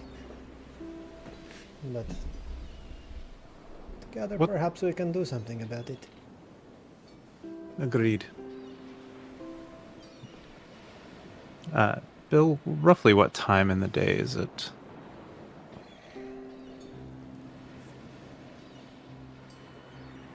Trying to think about what all of you guys did today. a lot. I'm gonna say it's going on maybe 5 o'clock. Perhaps we enjoy some dinner in the comfort of beds beneath a dome and go from there.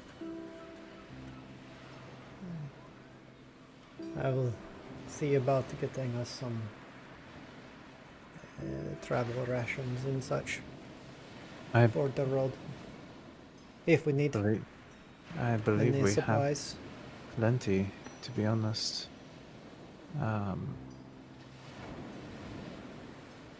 Thinking through what Ben's got. Rations, 7 days.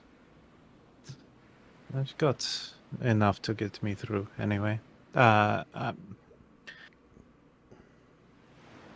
going to stay here and maintain this sphere. And then before we sleep, I will recast and amplify it so that it lasts longer through the night. But some fresh food would be nice, I guess. I think being well So- rested before we leave would be good. Over the course of the evening, you obtain food. Good food. Annette brings you some. She complains about Cletus not being there, but she's sure he's okay somewhere. Sure, it's nothing to worry about. Is there anything anyone else wants to do before you bed down? Hearth is going to go, and after a long time without it, basically going to get their starting equipment. Backpack, pre-spray. I'm just gonna add the starting equipment. But that's basically all Hearth wants to do. Yeah, is since just we get never some- gave get it to some you, gear. I'm gonna say you just get it. But you're able to go down to the Rat's Wharf. Yeah. You find the shops, and they get you set up. Yeah, we're fine. So I'm just. Okay. That's all. Hearth is going to actually get gear and The- equipment. You get a couple of comments, especially from the armor vendors you pass, asking you where you obtained your armor and who the craftsman was, because it's immaculate and perfect. Family heirloom is going to be the response. It's so well fitted. So, Seamless. as you bed down for the night, Oliver, your dreams are troubled as you picture yourself on a hunt through a snowy wood. Running, you feel your feet crunch into the snow, the trees whipping past you as you run. On the trail of something, that feel of chasing and hunting, and it goes away until you realize you're not hunting something. Something's hunting you. You're not the hunter, you're the prey. Something's chasing you, and you look back and you see 3 eyes. Not 6, 3 eyes in the dark. And they're a distance, a pinpoint away. And then you see 3 more eyes on another area. And in the woods around you, you see 3 eyes. 3 separate sets of eyes just showing up everywhere. Round, orange, piercing eyes showing up all around you like lightning bugs. Orange, not red. Yeah. And then above all this, in the sky above you, you see 6 eyes, red eyes appear. And almost in the dark, shadowy like tendrils around the eyes. Like in your As they- background? Oh yeah, similar to that. Yeah, you notice how I changed my background. The creature looks, and you see a booming voice. I see you. And you wake up drenched in sweat in the middle of the night. Hearth, were you on duty doing your thing? Mm-hmm. You see Oliver just sit bolt up, and at the same time, Lerissa sits bolt up, covered in sweat.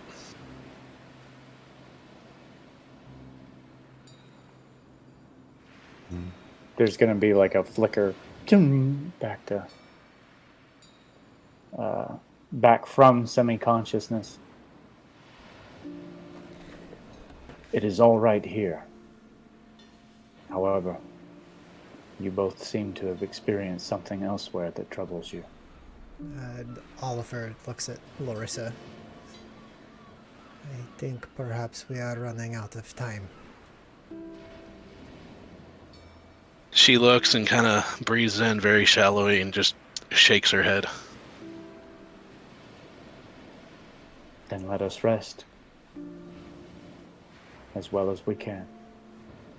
Aye. From the corner of the room, Tannen walks across and basically sits with Larissa until she lays back down, and then lets her know, basically, by his actions, that he will watch her.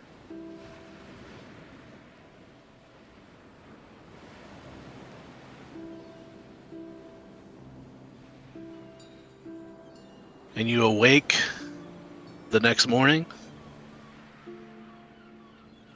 with no more troubled dreams. And that is where we'll call the episode early. Oof. Man. Spicy Woof. drops. Spicy. We covered some Woof. ground there. Yeah. Man. Some deep shit. Yeah, we in it. Yeah, you're right. Woo! So, That's exciting.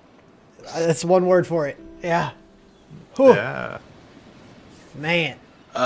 we will, before we get into accolades, just to cover a couple of things, our next episode of Breakfast and Dragons Brexit and Dragons. Breakfast and Dragons is March 6th. So, 2 weeks. let's get started with accolades, which our viewers should be used to this by now. Which, by the way, guys, looking at our viewer count, we got 3 more viewers or 3 more subscribers while we were watching this. We were up to 60. Woo-woo. That's awesome. Followers. Thank you, everybody, So, for checking Thanks us Glad to out. have all everybody of you. for joining us. Been a ride today. So hope Oh you all my God. enjoyed it. Emotional roller coaster. Which, sad to say, my wife was not part of, but I can hear her watching us in the other room. I can only imagine what's going through Larissa's head right now. Well, hopefully you'll find out next time we play. Yeah. So, accolades from what I can see on my screen. Brandon, you first. All right, I'm gonna have to give the accolade to Bill today because there's a lot of threads weaving into this tapestry of the story that's happening, and I think it was handled well and deftly and smoothly today. You've definitely done a credit to the job of DM today, and so my Thank you. accolade goes to you. 100%. And just creation and running, those two together, like the world building meeting with actual running the game. Well done, Bill. Yeah, dude. Well, thank you. Could All not right, agree more. Eric. So, Jacob, did you want to go next? No, go for it. I was just agreeing. Oh, I was just going down the line. If you guys want to speak up, you can. Yeah, this is hard. I don't mean this negatively, but I'm having trouble thinking of anything that wasn't Bill related in the session. Like, this came together really well. I was surprised by it. Didn't have any idea this was coming. So yeah, the whole handout and realizing like how connected I am to everything, it was really exciting for me specifically. So Bill, you did a great job, man. Yeah, I got nothing else. I guess that means I'm up next. Yeah. Yeah. Earlier in the session, I already said my accolade was heading towards Bill for the writing. But in order to not pump his ego up too much, My ego stays at about right here. yeah, pretty solid 8 feet tall. Oh man, I'm gonna give it.